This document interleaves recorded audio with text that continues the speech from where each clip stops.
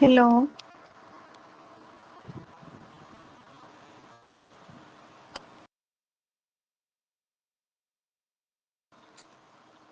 Hello, ഇത് എത്ര പേരുള്ളൂ?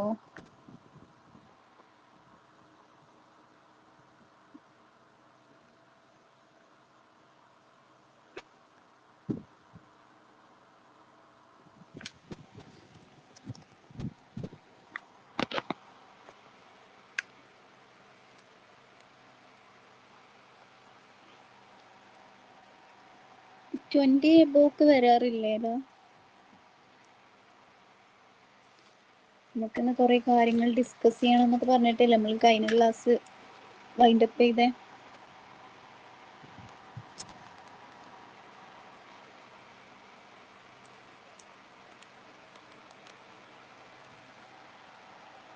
വരുമായിരിക്കും അല്ലേ?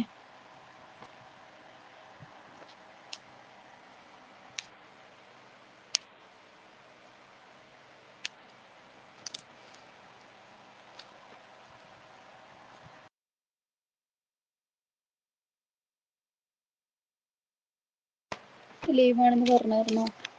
എന്താണ് അർജന്റീന തോറ്റ വിഷമൊക്കെ ആണോ നിങ്ങൾക്ക്?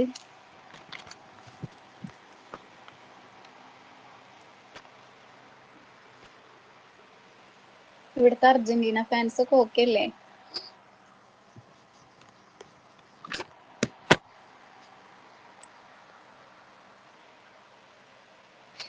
നിങ്ങളൊക്കെ എന്തായാലും കളിയാണ്ടോ? ഒരു 3 മണി വരെയൊക്കെ ഇരുന്ന് കളിയാണ്ട് ഉറങ്ങിപ്പോയ എല്ലാരും?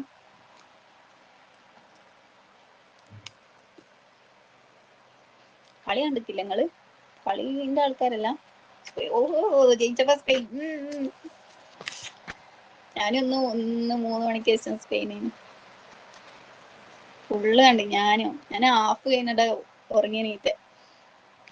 അപ്പൊ എന്റെ അനിയത്തി ഉണ്ടല്ലോ, വീട്ടില് കമ്പനിക്ക് ആളില്ലാത്തോണ്ട് ഞങ്ങളെ അടുത്ത് ക്ലബ് ഉണ്ട്, അപ്പൊ അവിടെ പോണ്ടാന്ന് ഉപ്പ പറഞ്ഞ്. അപ്പൊ ഇന്നലെ ഒരു 6-7 മണി ആയപ്പോണ്ട് എനിക്ക് വിളിക്കുന്നത്, ഞാൻ അങ്ങോട്ട് വരികയെന്ന് പറഞ്ഞിട്ട്. ഇവിടെ ഉണ്ടായിരുന്നു, കളി കാണാൻ വന്നേ. അപ്പൊ പോവാണ് പറഞ്ഞിട്ട് ഇറങ്ങിപ്പോയിനു. വെക്കണ എന്തോ.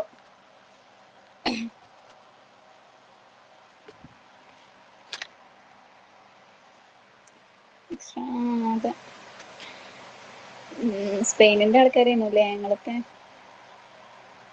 എന്റെ കെട്ടി വന്നാല് രാത്രി മുതൽ എന്നെ ഇട്ട് ഊക്കാൻ തുടങ്ങി. ഞാൻ റെസ്പോണ്ട് ചെയ്തിട്ടില്ല ഇതുവരെ. അവള് കഴിഞ്ഞ ക്ലാസ്സിൽ എടുത്തതിന്റെ ഡിസ്കഷനും ബാക്കി ഇങ്ങക്ക് ഞാന് കുറച്ച് ജസ്റ്റ് ഒന്ന് ഡിസ്കസ് ചെയ്യാൻ വേണ്ടി തന്നിട്ടുള്ള ടോപ്പിക്സ് ഒക്കെ ഉണ്ടായിരുന്നില്ലേ? അതില് ഇപ്പോ ആ ടോപ്പിക്സ് എടുത്തവരെല്ലാരും ഈ ഗ്രൂപ്പ് ഇപ്പോ ഇത് ലൈവിലുണ്ടോ? എന്താണ് അവസ്ഥ? ഡിസ്കസ് ചെയ്യാവോ?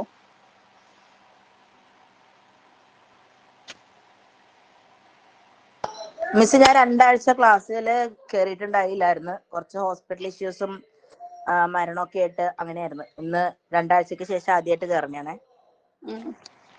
ഓക്കെ, നമുക്ക് ഡിസ്കസ് ചെയ്ത് പോവാം. ലൈവ് മറ്റേ റെക്കോർഡ്സ് ഒക്കെ കിട്ടിയില്ല എനിക്ക്. റെക്കോർഡഡ് ക്ലാസ്സസ് കിട്ടിയിട്ടുണ്ട്, കേട്ടിട്ടില്ല. ഇന്ന് റീസ്റ്റാർട്ട് ചെയ്തിട്ടേ ഉള്ളൂ സ്റ്റഡീസ്. ഓക്കെ, ശരിയാക്കാം. ബാക്കി എല്ലാരും ഓക്കെ ആണോ?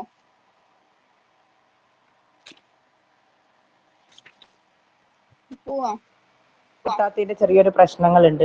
ടെക്സ്റ്റ് കിട്ടാത്തതുകൊണ്ട് നമുക്കൊന്നും നോക്കാനൊന്നും പറ്റുന്നില്ല, റെഫർ ചെയ്യാനൊന്നും. ഞാൻ ഇന്ന് പറയാൻ പോണ കാര്യമാണ്. ഇന്ന് എത്രത്തോളം പറയാൻ പറ്റുമെന്ന് അറിയില്ല. അതിന്റെ ഒരു നോട്ട്സ് ഞാനിപ്പോ തന്നെ ഗ്രൂപ്പിൽ ഇട്ടിട്ട് നിങ്ങൾക്ക് ഇതിന്റെ ഞാൻ പറയുന്നതിന്റെ ഇടയിൽ നമുക്ക് അതും നോക്കാം. നിങ്ങള് എന്താണ് ഇപ്പൊ ക്ലാസ്സിലിരിക്കുന്നോടെ ക്ലാസ് എടുക്കുന്നത് എനിക്ക് ഓക്കെ ആണോ? മീൻസ് നമ്മൾ കുറെ കാര്യങ്ങൾ ഡിസ്കസ് ചെയ്യുന്നുണ്ട്. നമ്മൾ ഒരു ലൈൻസ് ഇങ്ങനെ വായിച്ച് ഇങ്ങനെ അങ്ങനെ ലൈൻ ബൈ ലൈൻ ആയിട്ടല്ല പോകുന്നത്. ഞാനൊരു സംഭവം പറയുന്നതിന്റെ അതിൽ നിന്ന് മാക്സിമം നമുക്ക് എത്രത്തോളം പറയാൻ പറ്റുന്നുണ്ടോ അത്രത്തോളം പറഞ്ഞിട്ടാണ് ഞാൻ പോണത്. അപ്പൊ നിങ്ങൾക്ക് അത്യാവശ്യം പോയിന്റ്സ് കിട്ടുന്നുണ്ടോ? ഓക്കെ ആയിട്ട് തോന്നിയിട്ടുണ്ടോ? എന്താണ് അവസ്ഥ?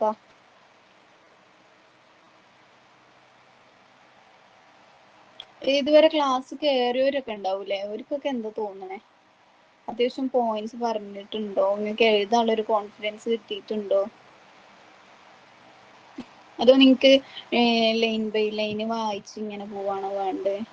അങ്ങനെയാണോ വേണ്ടത്? മീൻസ് നമ്മൾ ടെക്സ്റ്റ് ബുക്ക് ഒക്കെ വെച്ചിട്ട് ഇങ്ങനെ ലൈൻ ബൈ ലൈൻ അങ്ങനെയാണോ വേണ്ടത്? അത് നമ്മളിപ്പോൾ ഇങ്ങനെ ഒരു എക്സ്പ്ലെയിൻ ചെയ്ത് കാര്യങ്ങളൊക്കെ ഇങ്ങനെ ഡിസ്കസ് ചെയ്ത് പോകുന്ന പോലെ അങ്ങനെ പോയാൽ മതിയോ? നിങ്ങൾക്ക് എങ്ങനെയാണ് ഞാൻ പഠിപ്പിക്കേണ്ടത്? എങ്ങനെയാണ് നിങ്ങൾക്ക് ഓക്കെ ആയി തോന്നുന്നത്? മിസ്, എന്റെ ഒരു അഭിപ്രായത്തില് ടെക്സ്റ്റ് ബുക്ക് നമ്മൾ കറക്റ്റ് ആയിട്ട് നോക്കി പോവുകയും വേണം, എക്സ്ട്രാ പോയിന്റ്സ് നമുക്ക് പുറത്തുനിന്ന് കിട്ടുകയും വേണം. പ്രയർ ഉണ്ടല്ലേ? പ്രയറും അല്ലേ നമുക്ക് ആദ്യം പറയാട്ടോ.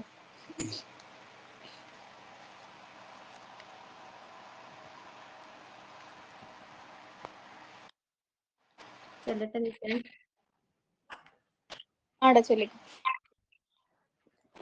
നന്മരൂപിയായ ദൈവമേ നിനക്ക് വന്ദനം, സ്നേഹരൂപിയായ ദൈവമേ നിനക്ക് വന്ദനം.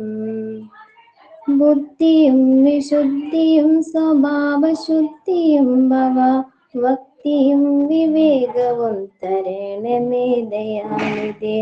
ബുദ്ധിയും വിശുദ്ധിയും സ്വഭാവശുദ്ധിയും ഭക്തിയും വിവേകവും തരണമേ ദയാനിധേ.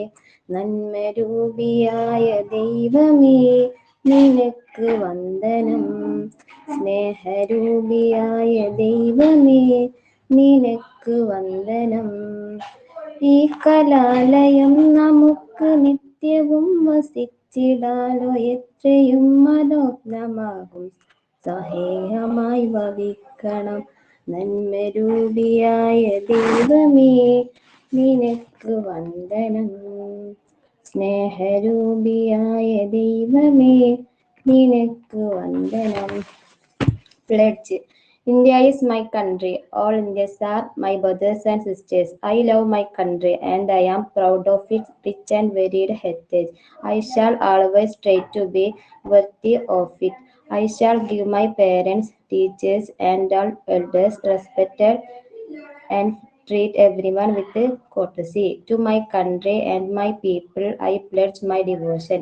India will be and prosperity alone is my happiness. Jai Hind.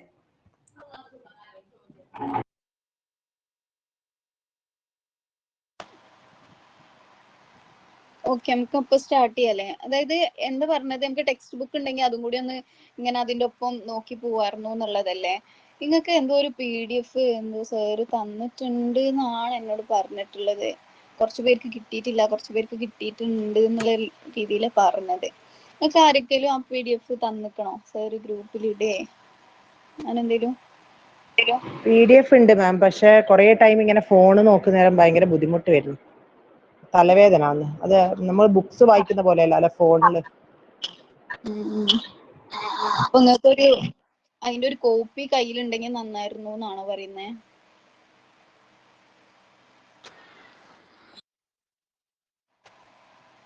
അതെ, എന്താണ് ഞാന് ഇപ്പൊ ഇന്ന് എടുക്കുന്ന സംഭവം ഞാൻ അതൊന്ന് എടുത്തിട്ട് നിങ്ങൾക്ക് അയച്ചിട്ടുണ്ട്. നമുക്ക് എന്താണ് പിന്നെ എന്താന്ന് വെച്ചാല് സൈക്കോളജീന്റെ ഒരു പ്രത്യേകത എന്ന് പറഞ്ഞാല് നമുക്ക് ഒരു സാധനത്തിന്റെ അണ്ടർലൈന് കുറേ പറയാനുണ്ടോ, കുറേ എക്സാമ്പിൾസ്, കുറേ കേസസ് ഒക്കെ ഉണ്ടാവും. അപ്പോൾ നമ്മളൊരു കോൺസെപ്റ്റ് പഠിക്കുന്നതിനോടൊപ്പം അത് നമുക്കൊന്ന് തറവാണെങ്കിൽ നമ്മളുടെ ഒരു വായിക്കുക എന്നുള്ളത് വളരെ ഇമ്പോർട്ടൻ്റ്. ഞാൻ എന്താണ് നമുക്ക് ക്ലാസ് കിട്ടുമെങ്കിലും എന്താണ് ഈ നമ്മൾ ലൈബ്രറി പോവുക, റെഫർ ചെയ്യുക എന്നുള്ളത് ഭയങ്കര ഇമ്പോർട്ടൻ്റ് ആയിരുന്നു. അല്ലെങ്കിൽ നമുക്ക് കൂടുതലൊരു ഇൻഫോർമേഷൻ അതിനെക്കുറിച്ച് കിട്ടൂല. അതുകൊണ്ടാണ് നിങ്ങൾക്ക് ഞാൻ ഒരു കാര്യങ്ങൾ പറഞ്ഞു തരുമ്പോഴും അതിന്റെ എക്സാമ്പിൾ പോലെ ഓരോ കേസസ് ഇങ്ങനെ പറഞ്ഞു തരുന്നത്. അതുകൊണ്ടാണ്, കാരണം ഒരു കേസ് കിട്ടിയാൽ നമുക്ക് അതിനൊരു എക്സാമ്പിൾ ആയിട്ട് ഒരു കോൺസെപ്റ്റിനോട് റിലേറ്റഡ് ആയിട്ടൊക്കെ എഴുതാൻ പറ്റും. അപ്പോൾ നമുക്ക് ഇപ്പോൾ നിങ്ങൾക്ക് നോട്ട്സ് ഇല്ല എന്നുള്ളൊരു കംപ്ലൈന്റ് ഉണ്ടായത് ഞാൻ നോട്ട്സ് ഞാൻ എന്ത് ചെയ്തിട്ടുണ്ട്, ഗ്രൂപ്പിൽ ഇട്ടിട്ടുണ്ട്. അപ്പൊ നിങ്ങൾക്ക് ഇതിന്റെ കൂടെ നോക്കാൻ പറ്റും. നമുക്ക് വായിച്ചിട്ടൊക്കെ പോവാം, ഓരോന്ന് വായിക്കട്ടെ, നമുക്ക് ഇന്ന് അങ്ങനെയൊക്കെ പോവാം. അതാകുമ്പോ എന്താണ് വായിച്ചതും നമുക്ക് കേട്ടതും കൂടെ ആവുമ്പോ നമുക്കൊരു അത് അങ്ങനെ പെട്ടെന്ന് വിട്ടുപോകില്ലല്ലോ, ആ ഒരു കണക്ഷൻ കിട്ടുമല്ലോ, മനസ്സിലാവുമല്ലോ നേരെ. അങ്ങനെ മതിയില്ലേ?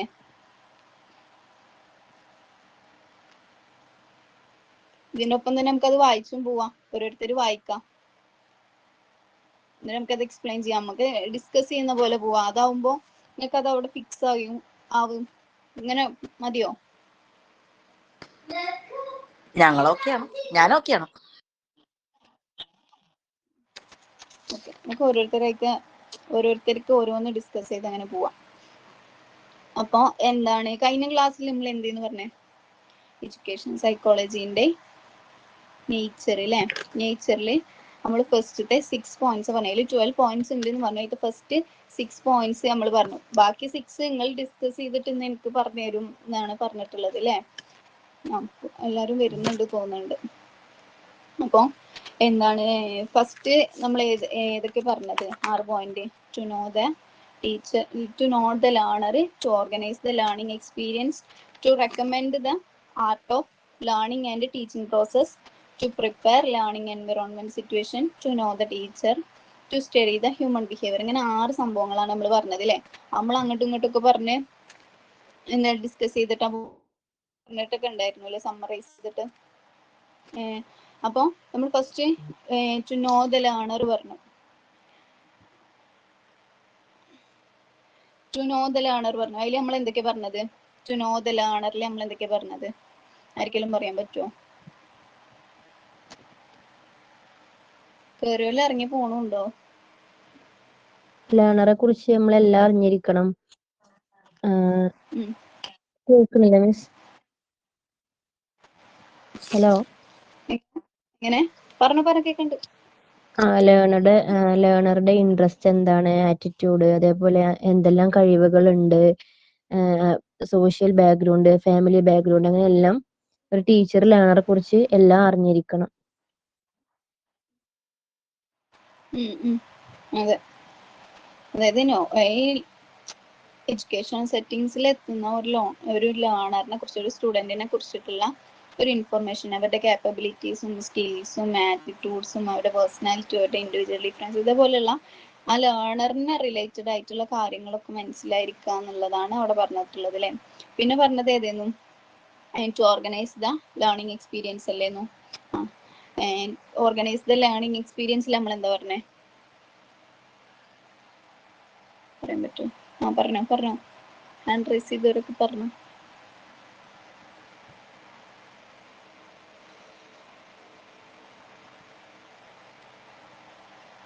ആര് പറയുന്നത്? To organise the learning experience. Learning എക്സ്പീരിയൻസിൽ നമ്മൾ എന്താ പറഞ്ഞത്?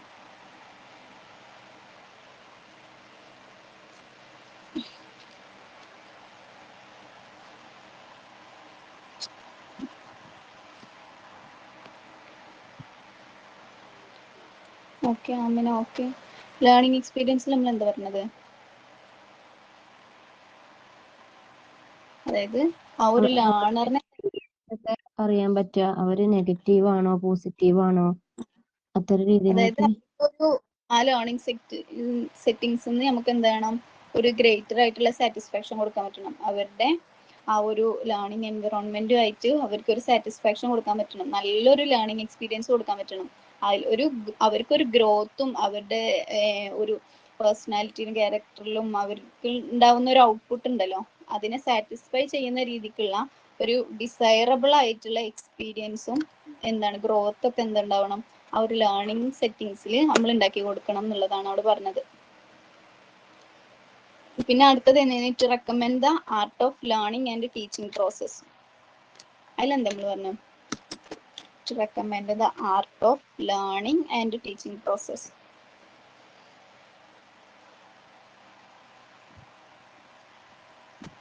ലേണിങ്ങും ടീച്ചിങ്ങും ഒരു ആർട്ടാണ്. എങ്ങനെ പഠിപ്പിക്കണം എന്നുള്ളൊരു ഐഡിയ ഒക്കെ കൊടുക്കാൻ പറ്റുന്നത്. അതേപോലെ ലേണിംഗ് പ്രോസസ്സിൽ ഫോർഗെറ്റിങ്, റിമെമ്പറിങ്, ഐഡിയാസ് ക്രിയേറ്റ് ചെയ്യുക, അതൊക്കെ ഉണ്ട്. Very good. ടീച്ചിങ് മെത്തേഡ്സും ലേണിംഗ് പ്രോസസ്സൊക്കെ നല്ല രീതിയിൽ റെക്കമെൻഡ് ചെയ്യുക. അതായത് ഇപ്പം നിങ്ങൾക്ക് എന്നോട് എന്ത് റെക്കമെൻഡ് ചെയ്യാം? ഇങ്ങനെയല്ല മിസ്സേ, ഇങ്ങനത്തെ മെത്തേഡ് എനിക്ക് വേണ്ട, ഇങ്ങനത്തെ ടീച്ചിങ് അല്ലേ എനിക്ക് വേണ്ട എന്നുള്ളത് നിങ്ങൾക്ക് എന്നോട് പറയാം. ഞാൻ മക്കളെ എങ്ങനെ പഠിക്കുക, ഇതിങ്ങനെ വായിക്കുക, എക്സ്ട്രാ ഒരു നോളേജിന് വേണ്ടിയിട്ട് നിങ്ങൾ എന്താണ് പിന്നെ എന്താ ടെക്സ്റ്റ് വായിക്കണം എന്നുള്ള കാര്യങ്ങൾ ഞാൻ പറയില്ലേ? അതേപോലെ ലേണിങ്ങിൽ തന്നെ എന്ത് വരുന്നുണ്ട്? ഈ ഒരു ഫോർഗെറ്റിങ്ങും ഒരു നമ്മുടേതായിട്ടുള്ള കോൺസെപ്റ്റ് ഉണ്ടാക്കി പഠിക്കലും റീസണിങ്ങും അങ്ങനത്തെ സംഭവങ്ങൾ, പ്രോബ്ലം സോൾവിങ് അതൊക്കെ വരുന്നുണ്ട്. ഓക്കെ, അതാണ് എന്ത് to recommend the art of learning and teaching process. പിന്നെ അടുത്തത് വരുന്നത് ടു പ്രിപ്പയർ ലേണിംഗ് എൻവിറോൺമെന്റ് അല്ലേ, to prepare the learning environment situation. അതിലെന്തേനു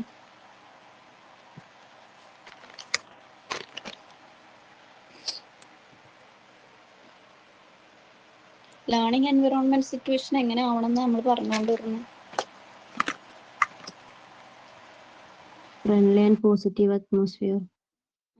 ആ ഒരു പോസിറ്റീവ് അറ്റ്മോസ്ഫിയർ, അതായത് ആ സ്റ്റുഡൻറ്റും ടീച്ചറും തമ്മിലുള്ള ഒരു എന്താണ് പാത്ത് വേ, എന്താണ് ആ ഒരു പോസിറ്റീവ് അറ്റ്മോസ്ഫിയർ, ആ ലേണിംഗ് സിറ്റുവേഷൻ ആണ് അല്ലേ, അതെന്താക്കണം, പോസിറ്റീവ് ആക്കണം എന്നുള്ളത്.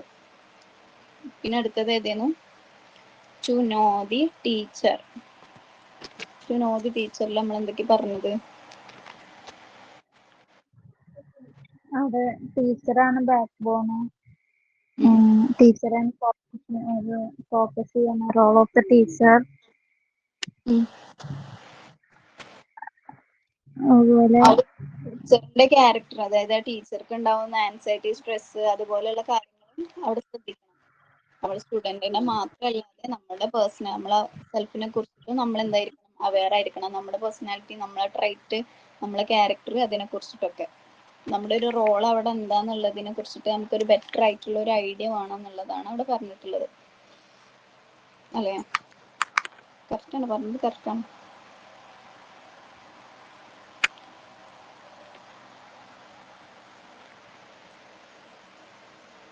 ഓക്കെ, പിന്നെ അടുത്തത് ഏതാ പറഞ്ഞത്, to study the human behaviour അല്ലേ,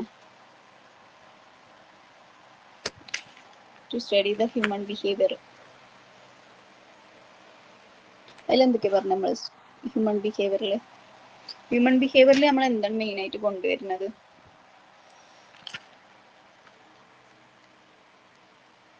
ഹ്യൂമൻ ബിഹേവിയറിൽ എന്താ വേണ്ടത് ശരിക്കും? Development of behaviour. അതെ, മോഡിഫിക്കേഷൻ അല്ലേ, ഏറ്റവും ഒരു ഗുഡ് മോഡിഫിക്കേഷൻ. എവിടേക്കാണോ വീക്കൺ ആയിട്ടുള്ളത്, എവിടേക്കാണോ സ്ട്രെങ്തൻ ആക്കേണ്ടത് എന്നതിനെ കുറിച്ച് മനസ്സിലാക്കുക, അവിടെ മോഡിഫൈ ചെയ്യുക എന്നുള്ളതാണ് ഹ്യൂമൻ ബിഹേവിയറിനെ കുറിച്ചിട്ട് പറയുന്നത്. ഓക്കെ, അപ്പോൾ 6 പോയിന്റ്സ് അല്ലേ, 6 പോയിന്റ്സും പറയാൻ പറ്റുമോ ഒരാൾക്ക്? ഇങ്ങനെ പോയിന്റ് മാത്രം ആർക്കെങ്കിലും പറയാൻ പറ്റുമോ പെട്ടെന്ന് ഇങ്ങനെ?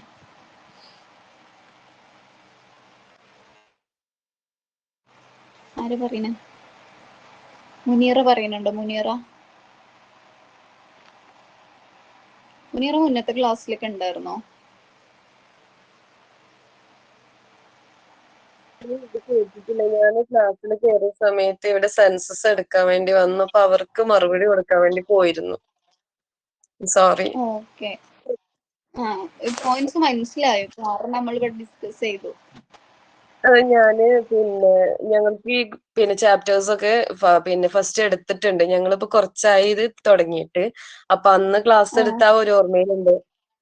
പിന്നെ ഞാൻ സാധാരണ മൺഡേ ക്ലാസ് കയറാറില്ല ഇപ്പൊ കുറച്ചായിട്ട്, കാരണം എനിക്കൊരു ഓഫ്ലൈൻ ക്ലാസ് ഉണ്ട്, അപ്പൊ ഞാൻ അതിന് പോവാറുണ്ട്. ഇന്ന് വയ്യാത്തത് കൊണ്ട് പോയിട്ടില്ല, അപ്പൊ അതുകൊണ്ടാണ് ഇന്ന് കയറിയത്. വർക്ക് ചെയ്യാണോ? അല്ല, വർക്ക് ചെയ്യല്ലോ. ഞാന് വർക്ക് ചെയ്തിരുന്നു, ഇപ്പൊ ചെയ്യുന്നില്ല. ഞാൻ വേറൊരു ഓഫ്ലൈൻ ക്ലാസ് നമ്മുടെ ഇസ്ലാമികമായിട്ടുള്ള ഒരു കോഴ്സ് ചെയ്യുന്നുണ്ട്. അപ്പൊ അതിന്റെ രേഷ്മ ഉണ്ട് ഇവിടെ, രേഷ്മ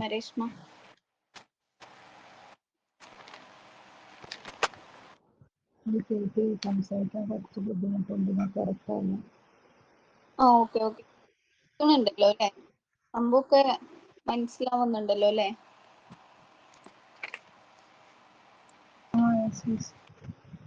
ആർക്കെങ്കിലും ഇൻട്രസ്റ്റ് ഉണ്ടോ 6 പോയിന്റ്സ് ഏതൊക്കെയായിരുന്നു?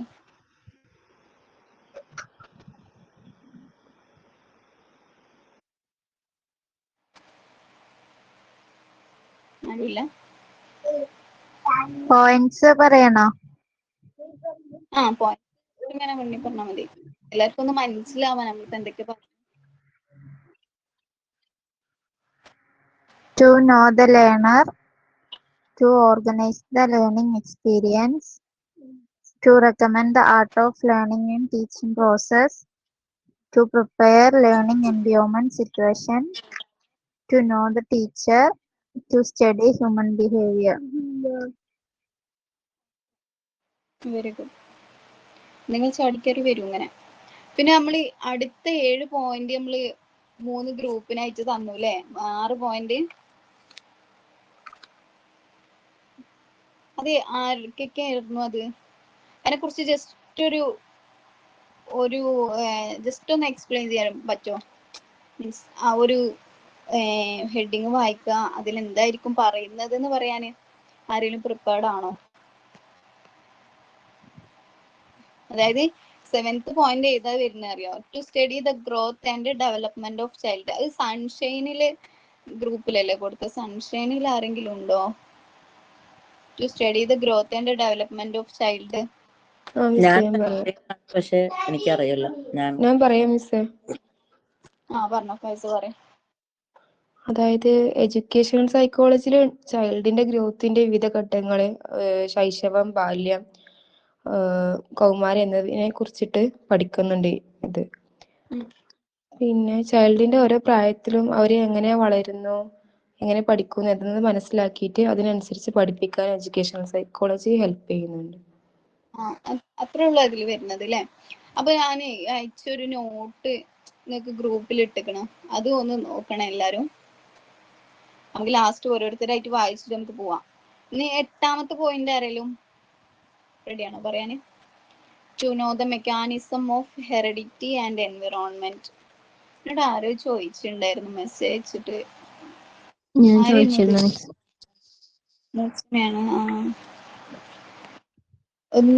അതായത് ഈ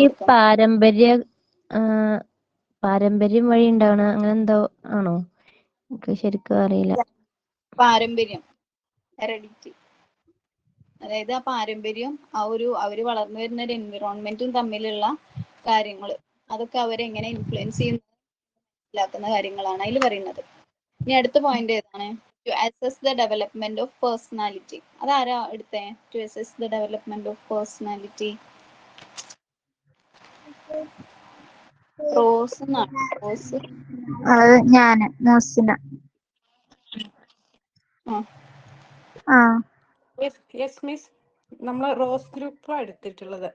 9ാമത്തെ point. Okay. To assess the development of personality. അതിനെ കുറിച്ചിട്ട് എന്താ പറയാ?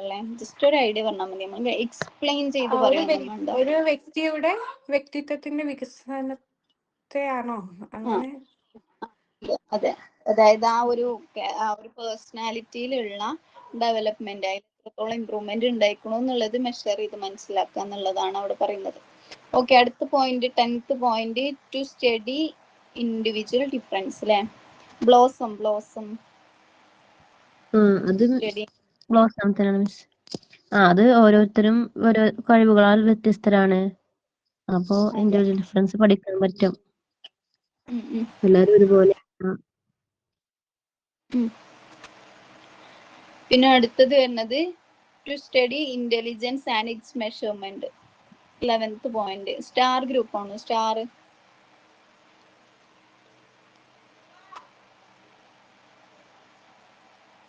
to study intelligence and its measurement.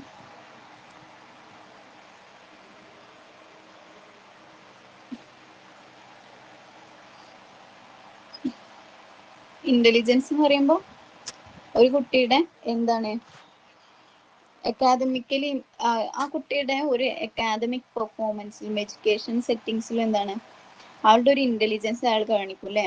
ആളുടെ ഒരു IQ ലെവലൊക്കെ നോക്കിയിട്ട് ചില കുട്ടികൾ നല്ല ഇന്റലിജന്റ് ആയിരിക്കും, കുറെ എന്താണ് അവർക്ക് മാത്തമാറ്റിക്കലി എന്താണ് സയന്റിഫിക് ആയിട്ടുള്ള കാര്യങ്ങളിലൊക്കെ ഒരു ഇൻട്രസ്റ്റ് ഒക്കെ ഉള്ളവര് എന്തായിരിക്കും കൂടുതൽ ഇന്റലിജൻസ് ഒക്കെ കാണിച്ച് നല്ല ഒരു ഇമ്പ്രൂവ്മെന്റ് ഉള്ള കുട്ടികളായിരിക്കും.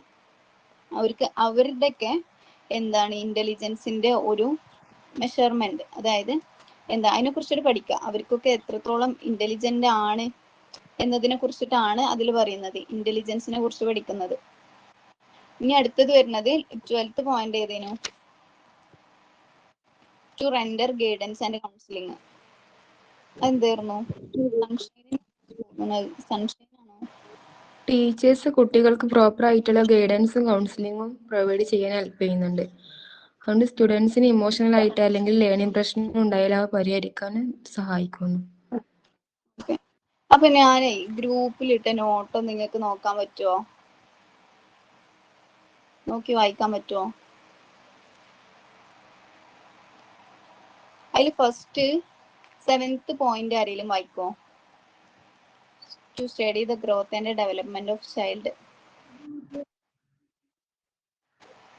ടു സ്റ്റഡി ദ മതി. ജസ്റ്റ് ഇത് വായിച്ചിട്ടില്ല എന്നുള്ളൊരു നോട്ട് വായിച്ചില്ലാന്ന് വായിച്ചോ? ആരെങ്കിലും വായിച്ചോ? ഞാൻ വിളിക്കണോ? ആരൊക്കെ പുറത്താണ് പോവാണെന്നൊക്കെ പറഞ്ഞിട്ടുണ്ടായിരുന്നു.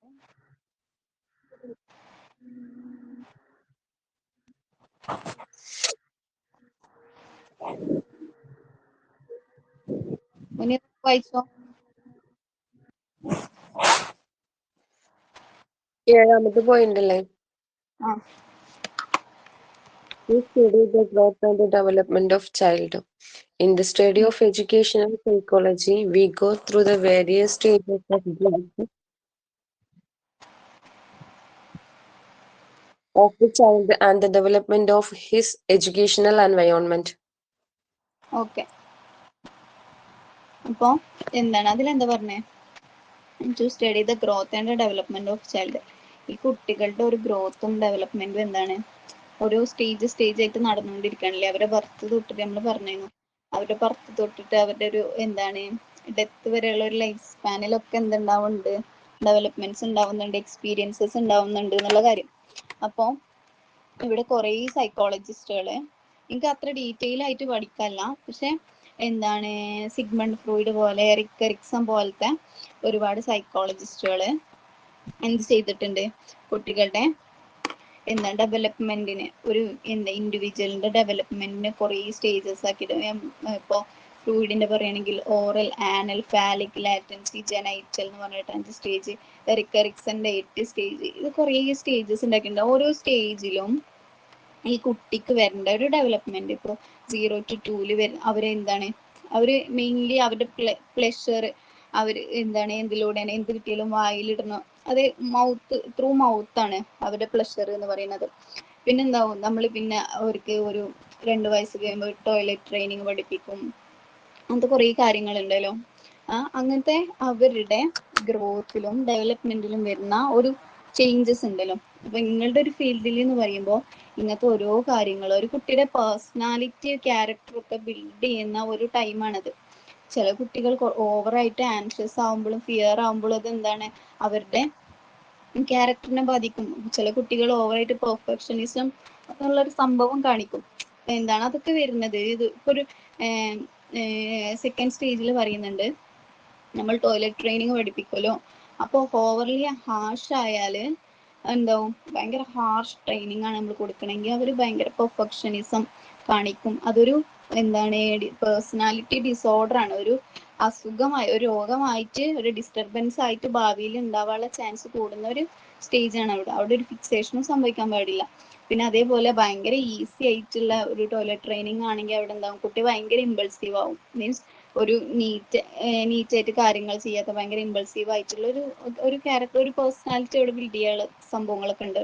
അപ്പൊ എന്താണ് കുട്ടികളുടെ ഓരോ ഏജിലും ഉണ്ടാവേണ്ട, ഓരോ ടൈമിലും ഉണ്ടാവേണ്ട ഒരു ഗ്രോത്തിനെ കുറിച്ചിട്ടും ഡെവലപ്മെന്റിനെ കുറിച്ചിട്ടും അവരിപ്പോൾ കടന്നു പോകുന്ന ഒരു സ്റ്റേജ് ഏതാന്ന് മനസ്സിലാക്കണം എന്നുള്ളത്, അതിനെ കുറിച്ചിട്ട് ഒരു അറിവ് വേണം, അതിനെ കുറിച്ചിട്ട് സ്റ്റഡി ചെയ്യണം എന്നുള്ളതാണ് ഇവിടെ നമ്മൾ പറയുന്നത്. To study the growth and development of the ചൈൽഡിൽ പറയുന്നത്. ഓക്കെ ആണോ?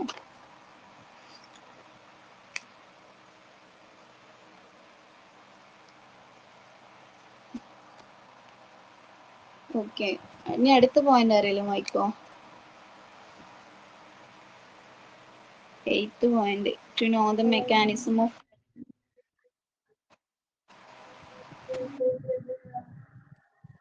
ആര് വായിക്കണം?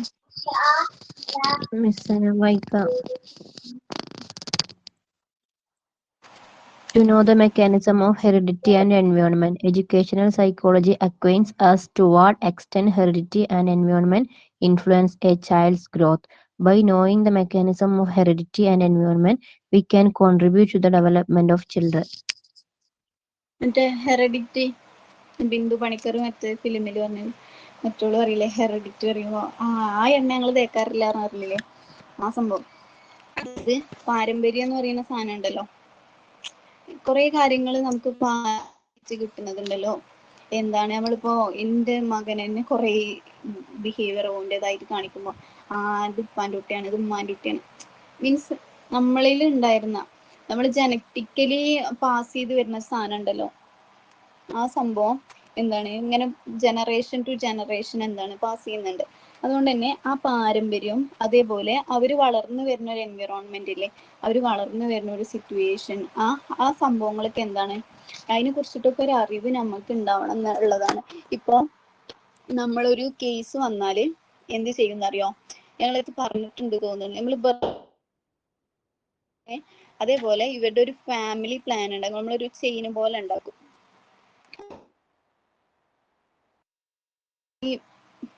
ഈ പേഷ്യന്റ് ഒരു ഡിസ്റ്റർബൻസ് ഉള്ള ആ ഇൻഡിവിജ്വൽ ഇങ്ങനെ അവരുടെ ജനറേഷൻ ട്രീ ഉണ്ടാക്കുമ്പോൾ നമ്മൾ നോക്കും അവരുടെ ഉപ്പാക്ക് എന്തെങ്കിലും പ്രശ്നമുണ്ടോ, എന്തെങ്കിലും സൈക്കാട്രിക് ഡ്രഗ്സ് എടുക്കുന്നുണ്ടോ, അവരുടെ ഉപ്പാപ്പാക്ക് മീൻസ് ഉപ്പാൻ്റെ ഉപ്പാക്ക് എന്തെങ്കിലും പ്രശ്നം ഉണ്ടായിരുന്നോ, അവരുടെ ഫാമിലിയിൽ ഇങ്ങനത്തെ ഡിസ്റ്റർബൻസ് ഉള്ളവരുണ്ടായിരുന്നോ. കാരണം ഇതൊരു പാസ് ചെയ്ത് പോകുന്ന ഒരു സംഭവമാണ് പാരമ്പര്യം എന്നൊക്കെ പറയുന്നത്. ആ ജീന് ഒരു ജനറേഷൻ ടു ഒരു ജനറേഷനിൽ എന്താണ് പാസ് ചെയ്ത് പോകുന്നതാണ്. അപ്പോൾ അതിനെ കുറിച്ചിട്ട് ഒരു അറിവുണ്ടാവണം. കാരണം നമ്മളുടെ സംഭവങ്ങൾ നമ്മളുടെ ഉള്ളിൽ നമുക്ക് ജനറ്റിക്കലി കിട്ടിയ ഒരു സംഭവം നമ്മുടെ അടുത്ത ജനറേഷൻ വരുമ്പോൾ എന്താണ് അവരിലേക്ക് പാസ് ചെയ്യുന്നുണ്ട് ഈ സംഭവങ്ങൾ, ജനറ്റിക് ആയിട്ടുള്ള കാര്യങ്ങൾ. അപ്പോൾ എന്ത് ചെയ്യണം, അതിനെ കുറിച്ചിട്ട് ഒരു അറിവ് ഉണ്ടാവുക എന്നുള്ളത്. എല്ലാത്തിനും നമ്മൾ ഈ കുട്ടികളെ കുറ്റം പറയുന്നതിനപ്പുറം ഇതിന് പിന്നിൽ ഇത്രത്തോളം റീസൺസ് ഉണ്ടാവും എന്നുള്ള കാര്യങ്ങൾ നമ്മൾ മനസ്സിലാക്കണം. അവര് എന്താണ് ഇങ്ങനത്തെ ഒരു ഫാമിലി ബാക്ക്ഗ്രൗണ്ട് ഉള്ള ആൾക്കാരാണ്, മേ ബി അവരുടെ ഫാമിലിയിൽ ഇങ്ങനത്തെ ഒരു ഹിസ്റ്ററി ഉണ്ട്, അപ്പോൾ അവർക്ക് ഇതിനുള്ള ഒരു പോസിബിലിറ്റി ഉണ്ട് എന്നുള്ളൊരു സംഭവം നമുക്ക് എന്താണ് അറിഞ്ഞിരിക്കണം എന്നുള്ളതാണ്. എന്താണ് മെക്കാനിസം ഓഫ് ഹെറിഡിറ്റി എൻവിറോൺമെന്റും അതായത് എന്താണ് ഈ എൻവിറോൺമെന്റ് എന്ന് പറയുമ്പോൾ നമ്മൾ ആ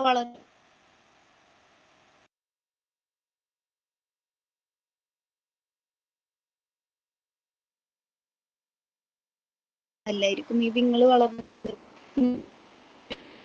ഇങ്ങനെയൊക്കെ എഫക്ട് നെഗറ്റീവ്ലി പോസിറ്റീവ്ലി ഒക്കെ എഫക്ട് ചെയ്യുന്നുണ്ടാവും. അങ്ങനത്തെ കാര്യങ്ങളെ കുറിച്ചിട്ടൊക്കെ എന്താവണം നമുക്കൊരു ഇൻഫോർമേഷൻ, നമുക്കൊരു സ്വയം ഒരു അറിവ് ഉണ്ടാവുക എന്നുള്ളതും ഇവിടെ ഇമ്പോർട്ടൻ്റ് ആണ്. ഓക്കെ ആണോ? ഓക്കെ ആണോ? എല്ലാവരും റെസ്പോണ്ട് ചെയ്ത് ചാറ്റ് ബോക്സിൽ ജസ്റ്റ് ഓക്കെ അല്ല ഓക്കെ ആണ് അങ്ങനെ ഇട്ടാ പോരെ, അങ്ങനെ റെസ്പോണ്ട് ചെയ്തൂടെ എല്ലാവർക്കും?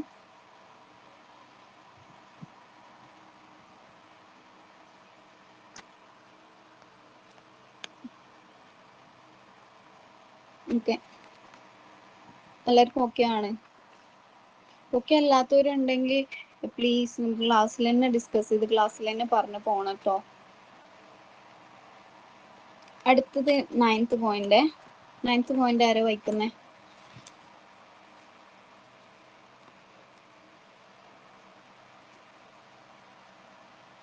9th point arrow വായിക്കുന്നേ?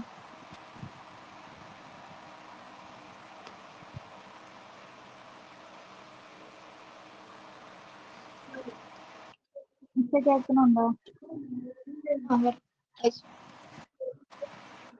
To assess the development of personality by education, we name all-round development of the personality of an individual.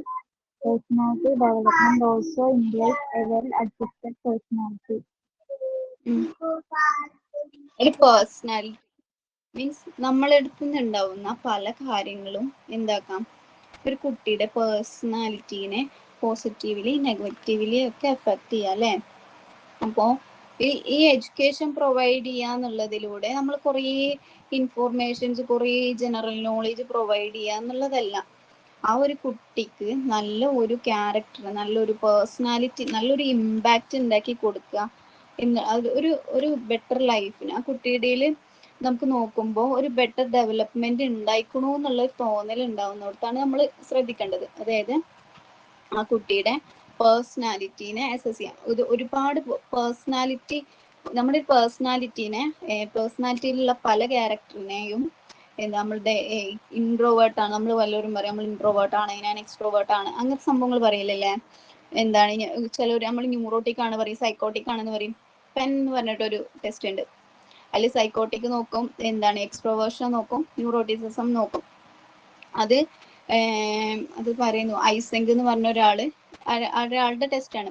അതൊക്കെ നമുക്ക് എന്ത് ചെയ്യാണ്ട് വരുമോ, നമ്മുടെ PG UG നമുക്കൊരു എന്താണ് എക്സ്പെരിമെന്റ് ആയിട്ടുണ്ടത്. അതായത് അതിൽ കുറേ ക്വസ്റ്റ്യൻസ് ഉണ്ട്, അത് നമ്മൾ ഒരാൾക്ക് കൊടുക്കും, എന്നിട്ട് കുറേ ഓപ്ഷൻസും ഉണ്ടാവും. ആ ഓപ്ഷൻസിൽ അയാൾ എന്താ ഓരോന്നിലും ടിക്ക് ചെയ്യും.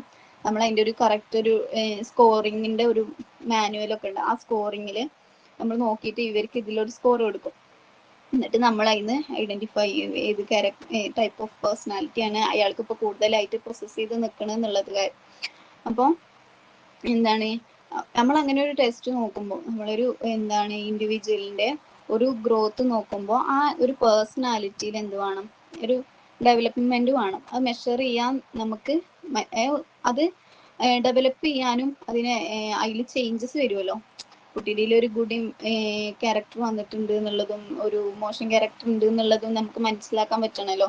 അങ്ങനത്തെ സംഭവങ്ങളൊക്കെ നമുക്ക് എന്താണ് മെഷർ ചെയ്യാനും മനസ്സിലാക്കാനും പറ്റുക ഒരു ഗുഡ് ഇമ്പാക്റ്റ്, അതായത് ഒരു ഗുഡ് പേഴ്സണാലിറ്റി കാണിക്കേണ്ടതായിട്ടുള്ള ഒരു ഇൻഡിവിജ്വലിനെ നമ്മൾ ട്രെയിൻ ചെയ്യുമ്പോൾ എന്ത് ചെയ്യണം, അവരുടെ ഒരു നല്ല ഇമ്പാക്റ്റ് മാത്രമേ നമ്മുടെ സൈഡിൽ നിന്ന് ഉണ്ടാവാൻ പറ്റുള്ളൂ.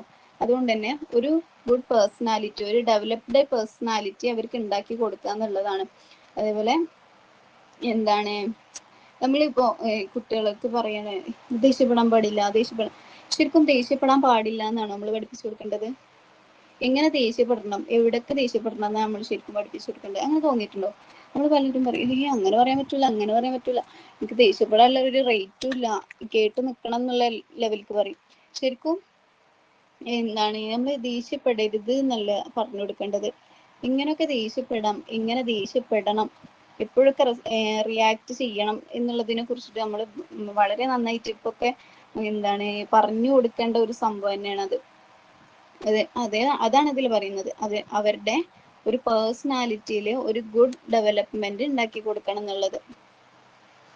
അതിന്റെ കുറേ ടെസ്റ്റുകളുണ്ട് പേഴ്സണാലിറ്റിനെ മെഷർ ചെയ്യാനുള്ളത്, മനസ്സിലാക്കാൻ അവർ ഏതൊരു പേഴ്സണാലിറ്റി ആണോ അവർ കൂടുതലായിട്ട് കാണിക്കുന്നത് എന്നൊക്കെ മനസ്സിലാക്കാൻ വേണ്ടിയിട്ട് കുറേ ടെസ്റ്റുകളൊക്കെ ഉണ്ട്. അതിനെ കുറിച്ചിട്ടൊക്കെ നമുക്ക് ജസ്റ്റ് ഒരു അറിവ് ഉണ്ടായിരിക്കണം ഉള്ളതാണ് ഇവിടെ പറയുന്നത്. പിന്നെ അടുത്ത പോയിന്റ് നമ്മളിത് പറഞ്ഞു 10th പോയിന്റ്.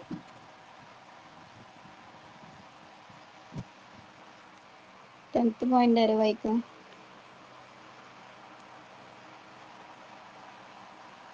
അഖില വായിച്ചു.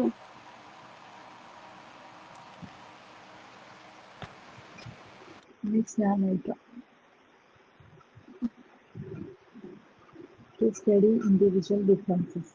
It is universally accepted that every individual differs from every other individual. Education psychology explains the nature of the child and how the differs from the other. This fact made a revolution in the concept of education. Individual ഡിഫറൻസിനെ കുറിച്ചിട്ട് കുറേ പറഞ്ഞിട്ടുണ്ട് അല്ലേ. കാരണം individual ഡിഫറൻസിനെ കുറിച്ചിട്ട് ഇത്ര important ആയിട്ട് പറയാനുള്ള ഒരു കാരണം എന്തായിരിക്കും? നമ്മള് ഓരോ സ്റ്റുഡൻറ് ഇപ്പൊ പറഞ്ഞു ഓരോ ഇൻഡിവിജ്വൽ എന്തായിരിക്കും മറ്റു ഇൻഡിവിജ്വലിന്റെ ഡിഫറെന്റ് ആയിരിക്കും. ഇപ്പൊ ഞാൻ ഉള്ള പോലെ ആവൂല നിങ്ങള്. ഒരാളും എങ്ങനെയാണ് ഒരേപോലെ അല്ല. അവർക്ക് കുറേ ക്യാരക്ടറിലും അവരുടെ നേച്ചറിലും അവരുടെ ബിഹേവിയറിലും എല്ലാ കാര്യങ്ങളിലും എന്തുണ്ടാവും, ഒരു ഡിഫറെന്റ് ആയിട്ടുള്ള ആറ്റിറ്റ്യൂഡ്സും കാര്യങ്ങളൊക്കെ ആയിരിക്കും. അപ്പോൾ എല്ലാ ഇൻഡിവിജ്വലിനെയും ഒരേപോലെ ട്രീറ്റ് ചെയ്യാതെ അവരുടെ ആ ഡിഫറൻസ് മനസ്സിലാക്കിയിട്ട് അവർക്ക് ഏത് കൈൻഡ് ഓഫ് ട്രീറ്റ്മെന്റ് ആണോ വേണ്ടത് അങ്ങനെ ഉള്ള ഗൈഡൻസും അങ്ങനെ ആ രീതിക്കുള്ള ഒരു ട്രെയിനിങ്ങും അവർക്ക് കൊടുക്കണം. അതിനും ഇവിടെ പറയുന്നുണ്ട് ഈ യൂണിവേഴ്സിൽ ആരെടുത്ത് നോക്കിയാലും ഒരു ഇൻഡിവിജ്വലിന് മറ്റൊരു ഇൻഡിവിജ്വൽ എന്തുകൊണ്ടും ഡിഫറെന്റ് ആയിരിക്കും. കാരണം അവര് നമ്മൾ പറഞ്ഞു, അവര് വളർന്നു വന്ന സിറ്റുവേഷൻ, അവരുടെ ജനറ്റിക് ആയിട്ടുള്ള കാര്യങ്ങൾ, അവരുടെ ഫിസിക്കൽ ആയിട്ടുള്ള കാര്യങ്ങളുടെ, അവരുടെ ഫിനാൻഷ്യൽ എക്കണോമിക്, അവരുടെ വളർന്നു വരുന്ന ബാക്ക്ഗ്രൗണ്ട്, അവരുടെ കൂടെയുള്ള സിബ്ലിങ്സ്, അവർക്ക് മറ്റു സോഷ്യലി ഉള്ള റിലേഷൻഷിപ്പ്, ഇതിലൊക്കെ ഡിഫറൻസ് വരുമ്പോൾ ആ ഒരു ഇൻഡിവിജ്വലിലും എന്തായാലും ഡിഫറെന്റ് വരും അല്ലെ. ഇപ്പൊ ഞാൻ വളർത്തുന്ന ഒരു കുട്ടിക്ക് ഉണ്ടാവേണ്ട ഒരു ക്യാരക്ടർ എല്ലാവർക്കും നിങ്ങൾ വളർത്തുന്ന ഒരു കുട്ടിക്ക് ഉണ്ടാവുക. കാരണം ഞാൻ എൻ്റെ എക്സ്പീരിയൻസിൽ നിന്നും ഞാൻ മനസ്സിലാക്കിയ കാര്യങ്ങളിൽ നിന്നും വളർത്തിയെടുക്കുന്ന ഒരു കുട്ടിയായിരിക്കും. അപ്പോൾ ആ ഒരു ഡിഫറൻസ് ആ കുട്ടിയിലും കാണിക്കും. നിങ്ങൾ വളർത്തുന്ന കുട്ടികളിലും നിങ്ങൾ കൊടുക്കുന്ന ഒരു ഔട്ട്പുട്ട് അവർ കാണിക്കും. അപ്പോൾ ഓരോ ഇൻഡിവിജ്വലും ഓരോ ബാക്ക്ഗ്രൗണ്ടിൽ നിന്നാണ് വരുന്നത്, ഓരോ ഫാമിലിയിൽ നിന്നാണ് വരുന്നത്. അപ്പോൾ അവർക്ക് എന്തുണ്ടാവും, അവരുടെ ക്യാരക്ടറിലും പേഴ്സണാലിറ്റിയിലും അവരുടെ ആറ്റിറ്റ്യൂഡിലും അവരുടെ എല്ലാ കൈൻഡ് ഓഫ് ബിഹേവിയേഴ്സിലും എന്തുണ്ടാവും, അവരുടെ പെരുമാറ്റ രീതിയിലൊക്കെ എന്തുണ്ടാവും, ഒരു ഡിഫറൻസ് ഉണ്ടാവും. ഓക്കെ. അപ്പൊ എഡ്യൂക്കേഷണൽ സെറ്റിങ്സിൽ ഈ ഇൻഡിവിജ്വൽസിന്റെ ഡിഫറൻസിനെ ഇത്ര ഇമ്പോർട്ടൻ്റ് ആയിട്ട് പറയാനുള്ള കാരണം അത് തന്നെയാണ്. എല്ലാ കുട്ടികളും ഒരേപോലെ ബിഹേവ് ചെയ്യൂല. എസ്പെഷ്യലി നമ്മൾ ഈ ഒരു ഏജ് ഗ്രൂപ്പിലുള്ള കുട്ടികൾ ഭയങ്കര ഡിഫറെന്റ് ആയിരിക്കും. അതിൽ കുറെ ഡിസ്റ്റർബൻസ് ഉള്ള കുട്ടികളുണ്ടാവും, LD പോലെയുള്ള ഉണ്ടാവും, ADHD ഉള്ള കുട്ടികളുണ്ടാവും, അതായത് ഒരു ഹൈപ്പർ ആക്റ്റീവ് ആയിട്ടുള്ള കുട്ടികളുണ്ടാവും, അതേപോലെ ID വരുന്ന കുട്ടികളുണ്ടാവും. പിന്നെ ഈ സൈക്കോളജിക്കലി ഉള്ള ഡിസ്റ്റർബൻസും കൂടി വരുന്ന കുട്ടികളാണെങ്കിൽ എന്ത് ചെയ്യണം, നമ്മൾ ആ ഒരു ഡിഫറൻസിനെ മനസ്സിലാക്കണം. അവർക്ക് അങ്ങനെ ഒരു ഡിഫിക്കൽറ്റി ഉണ്ട്, അങ്ങനത്തെ ഒരു ഡിസ്റ്റർബൻസ് ഉണ്ട്, അതുകൊണ്ടാണ് പിള്ളേർ അങ്ങനെ, അവിടെ എക്സ്ട്രാ കെയർ വേണം, എക്സ്ട്രാ അറ്റൻഷൻ വേണം എന്നുള്ള കാര്യം എന്താ ചെയ്യണം, നമ്മൾ മനസ്സിലാക്കണം എന്നുള്ളതാണ്. അതിനെക്കുറിച്ചിട്ട് നമുക്കൊരു നോളജ് വേണം, അതിനെക്കുറിച്ച് നമ്മൾ പഠിച്ചിരിക്കണം. ഓക്കെ, അടുത്ത പോയിന്റ്.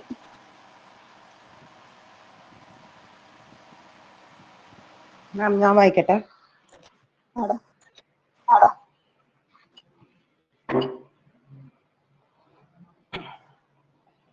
11 അല്ലേ? To study intelligence and its measurement. The study of intelligence and its measurement is of utmost importance for a teacher. അതായത് കുട്ടികളുടെ ഒരു ഇന്റലിജൻസ് ഇപ്പോ ഒരു ക്ലാസ്സിൽ ഒരു ടോപ്പർ ഉണ്ടാവും, അതേപോലെ വലിയ മാർക്കില്ലാത്തവരുണ്ടാവും. അതൊക്കെ എന്തുകൊണ്ടാണ്? കുട്ടികളുടെ ഒരു ഇന്റലിജൻസ്, ഈ ഒരു നമ്മൾ ഇൻഡിവിജ്വൽ ഡിഫറൻസ് പറഞ്ഞ പോലെ തന്നെ അവരുടെ ആ ഒരു സ്കില്ല്, അവരുടെ ഒരു ബ്രെയിനിങ് പ്രോസസ്സ് കാര്യങ്ങളിലൊക്കെ എന്തുണ്ടാവും, ചിലരിൽ നല്ല ഹൈ ആയിട്ട് നിൽക്കുന്നവരുണ്ടാവും, ചിലർ ലോ ആയിട്ടുള്ളവരുണ്ടാവും. കാരണം ഈ ഇന്റലിജൻസ് എന്ന് പറയുമ്പോൾ നമ്മൾ ചെറുപ്പത്തിൽ കൊടുക്കുന്ന ഒരു ട്രെയിനിങ്ങും കാര്യങ്ങളും നമ്മുടെ ജനറ്റിക് ആയിട്ട് കിട്ടേണ്ട കാര്യങ്ങളും ഇതൊക്കെ അവിടെ എഫക്റ്റഡ് ആണ്. അപ്പോൾ ആ കുട്ടി എത്രത്തോളം ഇന്റലിജന്റ് ആണ്, ആ കുട്ടിക്ക് എവിടെയൊക്കെ വീക്ക് പോയിന്റ് ഉണ്ട്, എവിടെയൊക്കെ സ്ട്രെങ്ത് പോയിന്റ് ഉണ്ട്, എവിടെയാണ് ട്രെയിൻ ചെയ്യേണ്ടത് എന്നുള്ളതും ആ ഒരു ലെവൽ അവർ എത്രത്തോളം ഇന്റലിജന്റ് ആണ്, അവരുടെ IQ ലെവൽ എങ്ങനെയാണ്, ഇങ്ങനെ ഒരു സംഭവം ഉണ്ട് നമ്മൾ മനസ്സിലാക്കുക. കാരണം കുട്ടികളുടെ IQവും കാര്യങ്ങളും ഇന്റലിജൻസും സംഭവങ്ങളൊക്കെ നമ്മൾ മെഷർ ചെയ്യണം. നമ്മൾ എപ്പോഴും എല്ലാ കുട്ടിയുടെ അടുത്തു നിന്നും ഒരു ബെസ്റ്റ് പെർഫോമൻസ് കിട്ടും, ഒരു ബെസ്റ്റ് മാർക്ക് കിട്ടും, നമ്മൾ പറയുന്നത് അതേപോലെ എഴുതിയിട്ടും വരച്ചിട്ടും വരണം എന്ന് നമ്മൾ ഒരിക്കലും വാശി പിടിക്കാൻ പറ്റില്ല. കാരണം അവരുടെ ആ ഒരു പീരീഡ് തുടങ്ങിയിട്ടുള്ളൂ. നമ്മളിപ്പോ നിങ്ങളുടെ ഒരു ഇതിൽ നോക്കുമ്പോൾ അവര് അത് സ്റ്റാർട്ട് ചെയ്തിട്ടുള്ളൂ. അപ്പോൾ നമ്മൾക്ക് അത്യാവശ്യം നമ്മളൊരു PG ചെയ്തു, UG ചെയ്തു, നമ്മൾ ഭയങ്കര ഇന്റലിജന്റ് ആയിട്ട് നിൽക്കുമ്പോൾ നമ്മൾ ഈ ABCD പറഞ്ഞു കൊടുത്തത് തന്നെ അവർക്ക് മനസ്സിലാവാതെ നിൽക്കുമ്പോൾ എന്തുണ്ടാവും, നമുക്കൊരു നമ്മുടേതായൊരു ഫ്രസ്ട്രേഷനും കാര്യങ്ങളൊക്കെ നമ്മൾ കാണിക്കാൻ സാധ്യത ഉണ്ട്. അപ്പോൾ എല്ലാ കുട്ടികളും എല്ലാവരെ പോലെയും അല്ലെങ്കിൽ ഒരേപോലെ ഒരു ഇന്റലിജൻസ് കാണിക്കണം എന്നില്ല. അതുകൊണ്ട് തന്നെ ആ ഇന്റലിജൻസിനെ കുറിച്ചിട്ട് മനസ്സിലാക്കാനും അതിന്റെ ഒരു IQ ലെവൽസിനെ കുറിച്ചിട്ട് മെഷർ ചെയ്ത് മനസ്സിലാക്കാനും എന്ത് ചെയ്യണം, നമ്മൾ പഠിച്ചിരിക്കണം. ഇത്രയും സംഭവങ്ങളാണ് ഈ പറഞ്ഞ.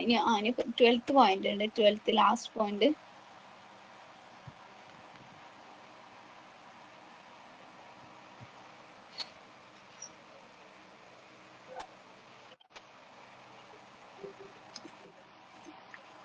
ഫർസാന സംസാരിക്കുന്നുണ്ട്. To render guidance and counseling. To study of educational psychology helps in rendering guidance and counseling to the children. Okay, അതായത് നമുക്ക് ഇപ്പോ എന്താണ് ഒരു ഗൈഡൻസോ കൗൺസിലിംഗോ ഒക്കെ കൊടുക്കേണ്ടതായിട്ടുള്ള ഒരു കേസസുകൾ വരാം. കാരണം കുട്ടികളാണ് പല തരത്തിലുള്ള ബിഹേവിയർ കാണിക്കും. എന്താണ് ഓരോ കാര്യങ്ങളും അവരുടെ എക്സ്പീരിയൻസ് ഒന്നും ഈ എഡ്യൂക്കേഷൻ സെറ്റിങ്സ് ഒന്നും പഠിച്ചു വരുന്നേ ഉള്ളൂ ഉണ്ടാവുക. അപ്പൊ അവരുടെ കുറേ ബിഹേവിയറിൽ ഭയങ്കരമായിട്ടുള്ള മിസ്റ്റേക്കുകൾ വരാൻ ചാൻസസ് ഉണ്ട്. അതേപോലെ നമ്മൾ പറഞ്ഞപ്പോൾ അവരുടെ ഇന്റലിജൻസിൽ അവരുടെ ഇൻഡിവിജ്വൽ ഡിഫറൻസ് ഇതൊക്കെ ഡിഫറെൻ്റ് ആയതുകൊണ്ട് തന്നെ എന്താണ് ചില ഏരിയയിൽ നമ്മൾ വർക്ക് ചെയ്യേണ്ടി വരും. അവര് വീക്കായിട്ട് നിൽക്കുന്ന ഏരിയകൾ ഉണ്ടാവും, അതുപോലെ അവർ ബാഡായിട്ട് ബിഹേവ് ചെയ്ത സിറ്റുവേഷൻസ് ഉണ്ടാവും. ഇതിലൊക്കെ ഒരു എന്താണ് ഗൈഡൻസ് അല്ലെങ്കിൽ ഇപ്പൊ ഒരു കൗൺസിലിംഗ്, ഇപ്പോൾ നമ്മുടെ സെക്ഷൽ ഹറാസ്മെന്റ് പോലെ, അതേപോലെ ബാഡ് ടച്ച് ഗുഡ് ടച്ച് അതിനെ കുറിച്ചിട്ടുള്ള ഒരു ഗൈഡൻസ് ഒക്കെ കൊടുക്കേണ്ടി വരും. ചിലപ്പോൾ അങ്ങനത്തെ ഒരു സംഭവം ഒരു ഇൻസിഡന്റ് എക്സ്പീരിയൻസ് ചെയ്തൊരു കുട്ടിയാണെന്നുണ്ടെങ്കിൽ നമുക്ക് അവർക്ക് കൊടുക്കേണ്ടതായിട്ടുള്ള ഒരു സപ്പോർട്ടും നമ്മൾ പ്രൊട്ടക്ട് ചെയ്യേണ്ട രീതികളും അതേപോലെ അവരെ കൗൺസിലിംഗും പോലെയുള്ള കാര്യങ്ങളൊക്കെ കൊടുത്തിട്ട് റെഡിയാക്കേണ്ടതായിട്ടുള്ള സിറ്റുവേഷൻസ് ഒരുപാട് നമ്മൾ എന്താണ് കേസസ് ഒക്കെ. നമ്മുടെ ഒരു മാം ഉണ്ടായിരുന്നു, ഒരു ക്ലിനിക്കിൽ വർക്ക് ചെയ്തതിന് മുന്നേ. അപ്പോൾ അവിടെ ഒരു കുട്ടിനെ കൗൺസിലിങ്ങിന് കൊണ്ടുവന്നു. ഈ കുട്ടി എന്താണ് ഈ ഒരു LP, അതായത് 4ാം ക്ലാസ്സിൻ്റെ ഉള്ളിലുള്ള അത്ര ഏജ് ഉള്ളൂ. അപ്പം എന്താണ് കൊണ്ടുവന്നിട്ട് ഈ കുട്ടി ഒന്നും സംസാരിക്കുന്നില്ല, ഒന്നും പറയുന്നില്ല. കുറച്ച് ദിവസമായിട്ട് ഇങ്ങനെ തന്നെ എന്താണ് രാത്രിയിൽ ഉറക്കില്ല, ഫുഡ് കഴിക്കൂല, സ്കൂളിൽ പോകാൻ പേടി, അങ്ങനെ സംഭവം ഉണ്ടായിരുന്നു. അപ്പോൾ എന്താണ് ഇതെന്താന്നുള്ള ഒരു സംഭവം മനസ്സിലാവാത്തതുകൊണ്ട് മാം കുറേ അതിൽ വർക്ക് ചെയ്തു. കുറേ ആക്ടിവിറ്റീസും ടാസ്കുകളും, ഇവർ സംസാരിക്കാത്ത ക്ലയൻസ് വരുമ്പോൾ നമ്മൾ കുറേ ആക്ടിവിറ്റീസും ടാസ്കും, അതായത് അവരെന്തേലും സംസാരിച്ച് കിട്ടിയാൽ നമുക്ക് അതും ഇങ്ങനെ പിടിച്ചു കൊണ്ടുപോകാൻ വേണ്ടിയിട്ട് നമ്മൾ കുറേ കൊടുക്കും. അങ്ങനെ കൊടുത്ത് കുട്ടി ഒന്ന് എന്താണ് ഒരു റാപ്പോർട്ട് ഒരു റിലേഷൻ സെറ്റായപ്പോൾ, മാമുമായിട്ട് കമ്പനി സെറ്റായപ്പോൾ കുട്ടി സംസാരിച്ച് തുടങ്ങി. അപ്പോൾ ഈ കുട്ടിക്ക് ഇതേപോലുള്ള ഒരു എന്താണ് ആ കുട്ടീനെ ഒരു റേപ്പ് ചെയ്ത ഒരു കേസായിരുന്നു അത്. അപ്പൊ മാം അതിനെ എന്ത് ചെയ്തു, ലീഗലി മൂവ് ചെയ്തിട്ട് അതിന്റെ ഒരു കേസും കാര്യങ്ങളൊക്കെ, ഇപ്പൊ മാമിന്റെ കല്യാണം കഴിഞ്ഞതിന്റെ ശേഷം കൂടെ അത് കേസസിനും ഹിയറിങ്ങിനും ഒക്കെ പോയിട്ടുണ്ടായിരുന്നു. അപ്പോൾ എന്താണ് അങ്ങനെ കുട്ടികൾ വല്ല ബുദ്ധിമുട്ടും കാണിക്കുമ്പോൾ അവരെ ഏതൊക്കെ രീതിയിൽ അവര് മനസ്സിലാക്കി എടുത്ത് അവർക്ക് ഗൈഡൻസ് കൊടുക്കണോ കൗൺസിലിംഗ് കൊടുക്കണോ എന്നുള്ള കാര്യങ്ങളൊക്കെ ഒന്ന് മനസ്സിലാക്കി എടുക്കാം. അതേപോലെ നമ്മൾ പറഞ്ഞിട്ടില്ലേ ഈ നമുക്ക് ചെറുതിൽ ഉണ്ടാവുന്ന കാര്യം നമ്മുടെ ഒരു പേഴ്സണാലിറ്റീനെ അത്രയും എഫക്റ്റീവ്. ഞാൻ പറഞ്ഞു നമ്മളൊരു അഡൽട്ട് കേസ്, വലിയൊരാളുടെ കേസ് വരികയാണെങ്കിൽ പോലും അയാളുടെ ബർത്ത് ഒരാളുടെ അമ്മ പ്രഗ്നന്റ് ആയിരിക്കുമ്പോൾ തൊട്ടുള്ള കാര്യങ്ങൾ എടുക്കും. കാരണം ആ സമയത്ത് ഉണ്ടായിട്ടുള്ള കാര്യങ്ങൾ പോലും ഒരു കുട്ടീൻ്റെ ഒരു ഇൻഡിവിജ്വലിന്റെ ക്യാരക്ടറിനെ അല്ലെങ്കിൽ ഒരു പേഴ്സണാലിറ്റീനെ അവർക്ക് ഉണ്ടാവുന്ന ഡിസ്റ്റർബൻസ് ഡിസോർഡർ ഇതിനൊക്കെ കാരണമാവും എന്നുള്ളതാണ്.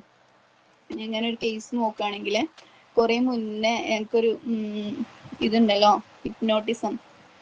ഹിപ്നോട്ടിസം ചെയ്യുന്ന ഒരു ഡോക്ടർ ഒരു ക്ലാസ് അറ്റൻഡ് ചെയ്യണ്ടായി. ഞങ്ങള് ഇങ്ങനെ ഇന്റേൺഷിപ്പ് ആയിട്ട് പോയതാണ്. അപ്പൊ അയാൾ സാർ അറ്റൻഡ് ചെയ്ത ഒരു കേസ് പറഞ്ഞുണ്ടായി. ഞാൻ ഹിപ്നോട്ടിസത്തിനെ കുറിച്ചിട്ടുള്ള ഒരു കൂടുതൽ ഡീറ്റെയിൽഡ് ആയിട്ടുള്ള ക്ലാസ് ഒന്നും ഞാൻ എടുക്കണം എന്ന് വിചാരിച്ചു, പക്ഷെ എനിക്ക് അതിനുള്ളൊരു ടൈമും സിറ്റുവേഷനും ഒന്നും ഉണ്ടായില്ല. അപ്പൊ അങ്ങനെ വിട്ടതായിരുന്നു. ഞാൻ ജസ്റ്റ് അയാളുടെ ഒരു ക്ലാസ് അറ്റൻഡ് ചെയ്തു. അപ്പൊ അയാളുടെ പറഞ്ഞ ഒരു കേസാണ്. കേൾക്കുന്നുണ്ടോ നിങ്ങള്? പറഞ്ഞ് ബോറാക്കുന്നുണ്ടോ? കേൾക്കാൻ ഇൻട്രസ്റ്റഡ് ആണോ?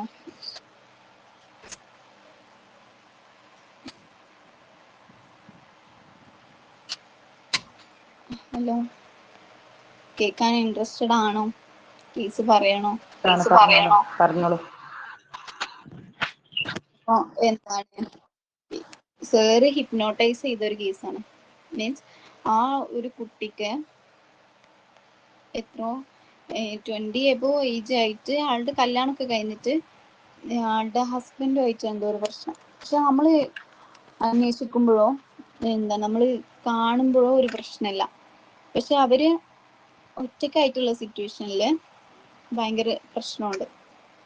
അവരൊരുമിച്ചാവുമ്പോൾ ഈ ഒരു പെൺകുട്ടി ഭയങ്കര ഒരു അറ്റാക്കിങ്, ഒരു ഹാം ചെയ്യുന്ന പോലെ, അതായത് ഈ കത്തിയൊക്കെ എടുത്ത് ഒളിപ്പിച്ച് വെച്ചിട്ട് ആളൊറ്റക്ക് കിട്ടുമ്പോൾ അങ്ങനെ അറ്റാക്ക് ചെയ്യുന്ന അത്ര ഒരു ലെവലിലേക്ക് എത്തിയിട്ടുണ്ട്. പക്ഷെ അത് ഇന്റൻഷനലി അല്ല, അവര് കോൺഷ്യസ്ലി അവിടെ ഓണല്ല. പക്ഷെ എന്താ സംഭവം എന്ന് മനസ്സിലാക്കാൻ വേണ്ടിയിട്ട് കുറേ നമ്മൾ കൗൺസിലിംഗ്, തെറാപ്പി, അത് ഇത് മെഡിറ്റേഷനും ഒക്കെ ചെയ്തു. പക്ഷെ പിന്നെ ഇവര് അവരുടെ ഒരു കൺസെന്റ് ഒക്കെ എഴുതി വാങ്ങിയിട്ട് ചെയ്തു. അങ്ങനെ നമ്മൾ ബാക്കൊക്കെ ഇങ്ങനെ പോരും, അവരുടെ ഓരോ ഏജ് ബാക്കൊക്കെ ഇങ്ങനെ പോരും. അവിടെ അവരിങ്ങനെ ഇന്ന ഏജിൽ എന്തെങ്കിലും സംഭവിച്ചോ, അങ്ങനെ ഇപ്പൊ എവിടെയാ, അങ്ങനെ ഇങ്ങനെ ചോദിക്കും. അപ്പൊ അവരിങ്ങനെ റെസ്പോണ്ട് ചെയ്തുകൊണ്ടിരിക്കും ആ ഒരു ടൈമൊക്കെ ബാക്ക് അടിച്ച് പോയിട്ട്. എന്നിട്ട് ഈ കുട്ടി ഒരു 6 വയസ്സിന്റെ ഒരു ടൈമൊക്കെ എത്തി. അതായത് ആള് എന്താണ് 20 എബോ ഏജുള്ള ഒരാളാണ്. ആള് 6 വയസ്സിലെത്തി. അപ്പൊ ആള് ഭയങ്കരമായിട്ട് റിയാക്ട് ചെയ്യും, ഫിസിക്കലി ഭയങ്കര ഒരു ഡിസ്റ്റർബൻസ് ഒക്കെ കാണിച്ചു ആ ഒരു സിറ്റുവേഷനിൽ കിടന്നിട്ട്. അപ്പോൾ നമ്മളവിടെ ഇങ്ങനെ ക്വസ്റ്റ്യൻ ചോദിച്ചു, എന്താണ് ഇപ്പൊ എന്താ കാണുന്നേ, ഇപ്പൊ എവിടെയാണ് എന്നുള്ള കാര്യങ്ങൾ. അപ്പൊ ആ കുട്ടി ഇങ്ങനെ പറഞ്ഞു, ഇല്ല ഇപ്പൊ വീട്ടിൽ ആരും ഇല്ല, എന്താണ് അപ്പുറത്തെ വീട്ടിൽ, അങ്ങനെ ഭയങ്കര ഡിസ്റ്റർബ്ഡ് ആയിട്ട് സംസാരിച്ചു.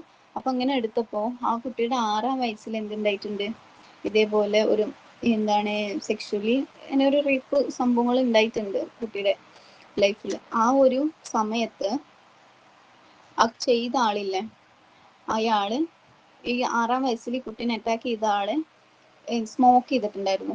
ആ സ്മോക്കിന്റെ സ്മെല്ല് ഈ കുട്ടിക്ക് ഫസ്റ്റ് നൈറ്റില് ഇവരുടെ ഹസ്ബൻഡിന്റെ അടുത്ത് നിന്ന് കിട്ടി, ആ സ്മോക്കിംഗ് സ്മെല്ല്.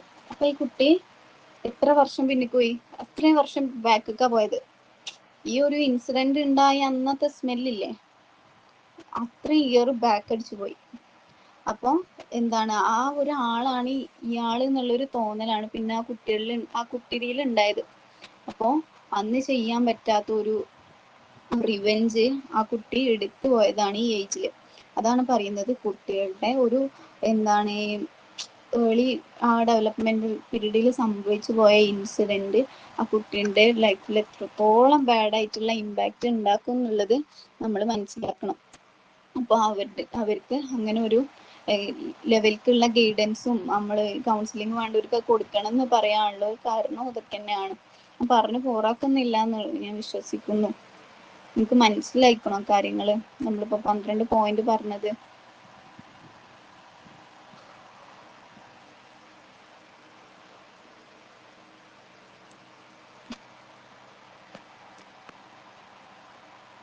ഓക്കെ, അപ്പൊ നമ്മളിപ്പോ 12 പോയിന്റ് പറഞ്ഞത്. അത് ജസ്റ്റ് പറയുകയാണെങ്കിൽ, first point to know the learner, to organize the learning experience, to recommend the art of learning and teaching process, to prepare learning environment situation, to know the teacher, to study human behavior, to study the growth and development of child, to know the mechanism of heredity and environment, to assess the development of personality, to study individual difference, to study intelligence and its measurement, to render guidance and counseling. അങ്ങനെ 12 point പറഞ്ഞിട്ടുള്ളത്. നിങ്ങള് just ഇങ്ങനെ class കേട്ട് പോണ പോലെ പോവാണ്ട് ഇത് must ആയിട്ടിരുന്ന് വായിക്കണം പ്ലീസ്. നിങ്ങൾ ഇത് വായിക്കാണ്ട് നിങ്ങൾക്ക് ഈ 12 പോയിന്റ് നിങ്ങൾക്ക് അറിയാം, ഓരോന്നും ഇങ്ങനെ ഇത് വേണം അത് വേണം, എന്താണ് ഇൻഡിവിജ്വൽ ഡിഫറൻസ് ഉണ്ടാവും, ടീച്ചർ ഇങ്ങനെ കാര്യം മനസ്സിലാക്കണം സ്റ്റുഡൻറ്. പക്ഷെ ഈ പക്ക ഈ 12 പോയിന്റ് നിങ്ങൾ വായിക്കന്നെ വേണം, എന്നാലും നിങ്ങൾക്ക് തറവായിട്ട് നിങ്ങളെ മൈൻഡിൽ നിൽക്കുള്ളൂ. അപ്പോൾ നമ്മളിപ്പോൾ ലാസ്റ്റ് ആയിട്ട് ഡിസ്കസ് ചെയ്ത point to study the growth and development of child. നമ്മൾ പറഞ്ഞു ഓരോ ഏജിലും കുട്ടികൾ എന്താണ് ഓരോ സ്റ്റേജസ് കൂടെ എന്താണ് പാസ് ചെയ്തുകൊണ്ടിരിക്കുകയാണ്. ഓരോ സ്റ്റേജിലും എന്താണ് അവർക്ക് ഡിഫറെൻ്റ് ആയിട്ടുള്ള കാര്യങ്ങളാണ് അവരൊക്കെ ഓരോരുത്തരും മനസ്സിലാക്കി അവർ പാസ് ചെയ്ത് പോകുന്ന കാര്യങ്ങൾ എന്താണ് ഡിഫറെൻ്റ് ആണ്. ഓരോ സ്റ്റേജിലും ഒരു ഫേസ് ചെയ്യുന്ന കാര്യങ്ങൾ, ഒരു പഠിക്കേണ്ട കാര്യങ്ങൾ, അവർക്ക് കൊടുക്കേണ്ട കാര്യങ്ങളൊക്കെ എന്താണ് ഡിഫറെൻ്റ് ആണ്. അപ്പോൾ എന്ത് ചെയ്യണം, എന്താണ് അവർക്ക് ആ ഒരു കറക്റ്റ് ഒരു ഗ്രോത്തും ഡെവലപ്മെന്റും ഉണ്ടാവാൻ നമ്മൾ എന്ത് ചെയ്തു കൊടുക്കണം, ഇവരെ ആ ഒരു സ്റ്റേജിൽ അവർക്ക് കിട്ടേണ്ട കാര്യങ്ങളൊക്കെ കൊടുത്ത് അവരെന്ത് ഡെവലപ്പ് ചെയ്തെടുക്കണം. അതിനെ കുറിച്ചിട്ട് നമുക്കൊരു അറിവ് വേണം എന്നുള്ളതാണ്. പിന്നെ പറഞ്ഞത് to then to know the mechanism of heredity and environment, അതായത് ജനറ്റിക് ആയിട്ടുള്ള കാര്യങ്ങൾ, അവർ വളർന്നു വരുന്ന എൻവയറോൺമെന്റ്, ഇങ്ങനത്തെ കാര്യങ്ങളൊക്കെ എന്ത് ചെയ്യും, ആ ഒരു പാരമ്പര്യവും അവർ വളർന്നു വരുന്ന സിറ്റുവേഷനും ആ ഒരു എന്താണ് സെറ്റപ്പ് ഒക്കെ എന്താണ് അവരുടെ ഗ്രോത്തിനെ എഫക്റ്റ് ചെയ്യുന്നുണ്ട്, അത് ആ കുട്ടീൻ്റെ ഗ്രോത്തിനെ ഇൻഫ്ലുവൻസ് ചെയ്യുന്നുണ്ട്. അതുകൊണ്ട് തന്നെ അതിനെ കുറിച്ചിട്ടുള്ള ഒരു ഐഡിയ നമുക്ക് ഉണ്ടാവണം. പിന്നെ to assess the development of personality, അതായത് നമ്മൾ എന്താ ചെയ്യണം, ജസ്റ്റ് ഒരു നോളജിനപ്പുറം അവരുടെ നല്ലൊരു പേഴ്സണാലിറ്റി നല്ലൊരു പേഴ്സണാലിറ്റി ഉണ്ടാക്കിയെടുക്കണം. ഒരു പേഴ്സണാലിറ്റിയിൽ എന്തുണ്ടാക്കണം, ഡെവലപ്മെന്റ് ഉണ്ടാവണം. അതിനെ നമുക്ക് എന്താ ചെയ്യണം, മനസ്സിലാക്കണം. അതിൽ പേഴ്സണാലിറ്റിയിൽ ഒരു നല്ല ഇമ്പാക്റ്റ് ഉണ്ടായിക്കണോ, എവിടെയെങ്കിലും നമ്മൾ അത് സ്ട്രെങ്തൻ ചെയ്യേണ്ടതുണ്ടോ എന്നുള്ളതിനെ കുറിച്ചിട്ടൊക്കെ നമ്മൾ എന്താണ് മെഷർ ചെയ്യണം. പിന്നെ അടുത്ത point, to study individual difference. നമ്മൾ പറഞ്ഞു ഇൻഡിവിജ്വൽ ഡിഫറൻസ്, ഓരോ ഇൻഡിവിജ്വലും ഡിഫറെൻ്റ് ആണ്. ഇത് എന്തൊക്കെ കൊണ്ട് നമ്മളിപ്പോൾ പറഞ്ഞ എല്ലാ പോയിന്റും അതിൽ എഴുതാം അല്ലേ. എന്താണ് അവർ വളർന്നു വരുന്ന സിറ്റുവേഷന്, അവരുടെ ഹെറിഡിറ്ററി ജനറ്റിക് ആയിട്ടുള്ള കാര്യങ്ങൾ, ആ ഒരു എന്താണ് കുട്ടിയുടെ nature, attitude, character, full personality ഒക്കെ എന്താണ് ഡിഫറെൻ്റ് ആണ്. അതിനെ കുറിച്ചിട്ട് എന്താണ് ചെയ്യണം, നമ്മൾ മനസ്സിലാക്കണം. അല്ലാതെ എല്ലാ കുട്ടികളെയും ഒരേ രീതിയിലല്ല എന്ത് ചെയ്യേണ്ടത്, അവിടെ ഗൈഡ് ചെയ്യേണ്ടത്. ഓക്കെ. പിന്നെ അടുത്തത് to study intelligence and measurement. എല്ലാ കുട്ടികളും നമ്മൾ പറയുന്നത് അതേപോലെ പഠിച്ച് അതേപോലെ പക്ക, ആരും മറ്റേ റോബോട്ടൊന്നുമില്ല, എല്ലാവരുടെ ഇന്റലിജൻസും ഡിഫറെൻ്റ് ആയിരിക്കും അല്ലേ. ആ കാര്യങ്ങളൊക്കെ നമ്മൾ മനസ്സിലാക്കാം. പിന്നെ to render guidance and counselling, അതായത് എന്താണ് ഞാൻ ഇപ്പോൾ പറഞ്ഞു, നമ്മൾ സ്പെഷ്യലായി കൺസിഡർ ചെയ്യേണ്ടതായിട്ടുള്ള സിറ്റുവേഷൻസോ എന്തെങ്കിലും ഇൻസിഡൻസോ നമ്മൾ കണ്ടാൽ, എന്തെങ്കിലും നമുക്ക് എന്തെങ്കിലും ഒരു തകരാറ് പോലെ എന്തെങ്കിലും ഫീൽ ചെയ്താൽ, ഇവിടെയാണ് നമ്മൾ ശ്രദ്ധിക്കണം എന്നുള്ളൊരു തോന്നൽ വന്നാൽ എന്ത് ചെയ്യണം, അവിടെ വേണ്ട പ്രോപ്പർ ഗൈഡൻസും കൗൺസിലിങ്ങും നമ്മൾ കൊടുത്തിരിക്കണം. ഇത്രയും കാര്യങ്ങളാണ് നമ്മൾ ഇപ്പൊ പറഞ്ഞത്. ഇത് നിങ്ങൾക്ക് ഓക്കെ ആണോ?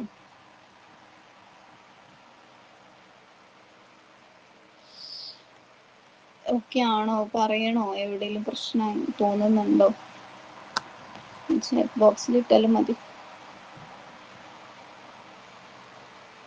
ഓക്കെ, ഇനി ഇത് ഫുള്ളായിട്ട് എക്സ്പ്ലെയിൻ ചെയ്യണം. നമുക്ക് അടുത്ത ഒരു ചെറിയൊരു സംഭവം കൂടി ഉണ്ട്. ഈ to render guidance and counselling കഴിഞ്ഞിട്ട് അടുത്ത പേജിൽ വരുന്നുണ്ട്.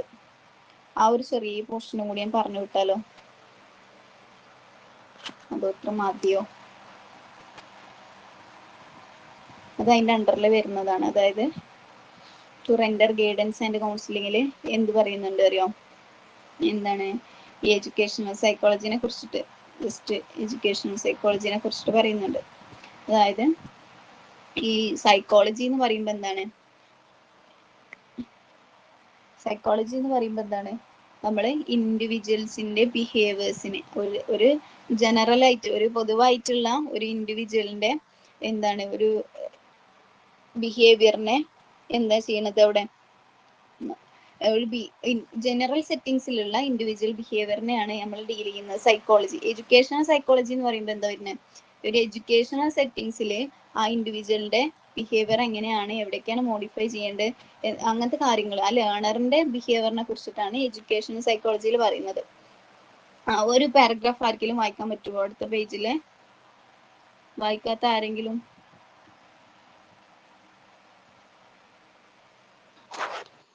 Psychology deals with the behavior of the individual in general settings, but educational psychology is mainly in touch with the behavior of the learner in an educational setting.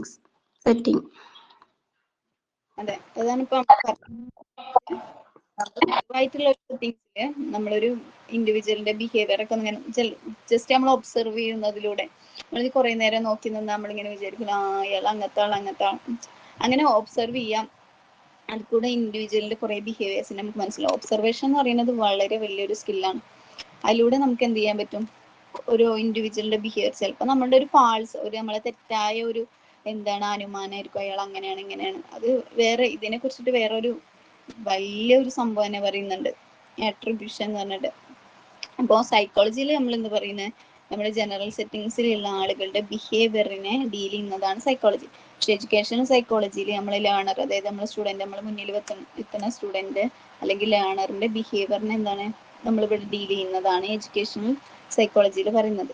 അതിൽ ഒരു 5 point പറയുന്നുണ്ട് education സൈക്കോളജിനെ പറ്റിയിട്ട്. അതൊന്ന് വായിക്കോ ആരെങ്കിലും?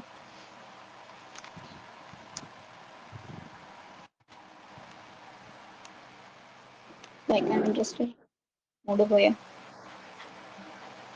First point, educational psychology is scientific in nature. It adopts scientific approach and systematic inquiry. Second point, in its character, it is functional. Therefore, contents of the subject is no importance. It is an applied psychology, and it analyzes the facts of behavior and the laws related to it. Fourth point, it is mainly concerned with values of education and not normative science. Fifth point, educational psychology is a growing science. അതായത് നമ്മൾ first പറഞ്ഞു education psychology scientific nature ആണെന്ന്. അതായത് നമ്മൾ first ക്ലാസ്സിൽ പറഞ്ഞിരുന്നു എന്താണ് education psychology, ഈ സൈക്കോളജി എന്നുള്ള സംഭവം തന്നെ ഇത്ര ഡെവലപ്ഡ് ആയിട്ട് വന്നത് എന്തിന്റെ ശേഷമാണ്?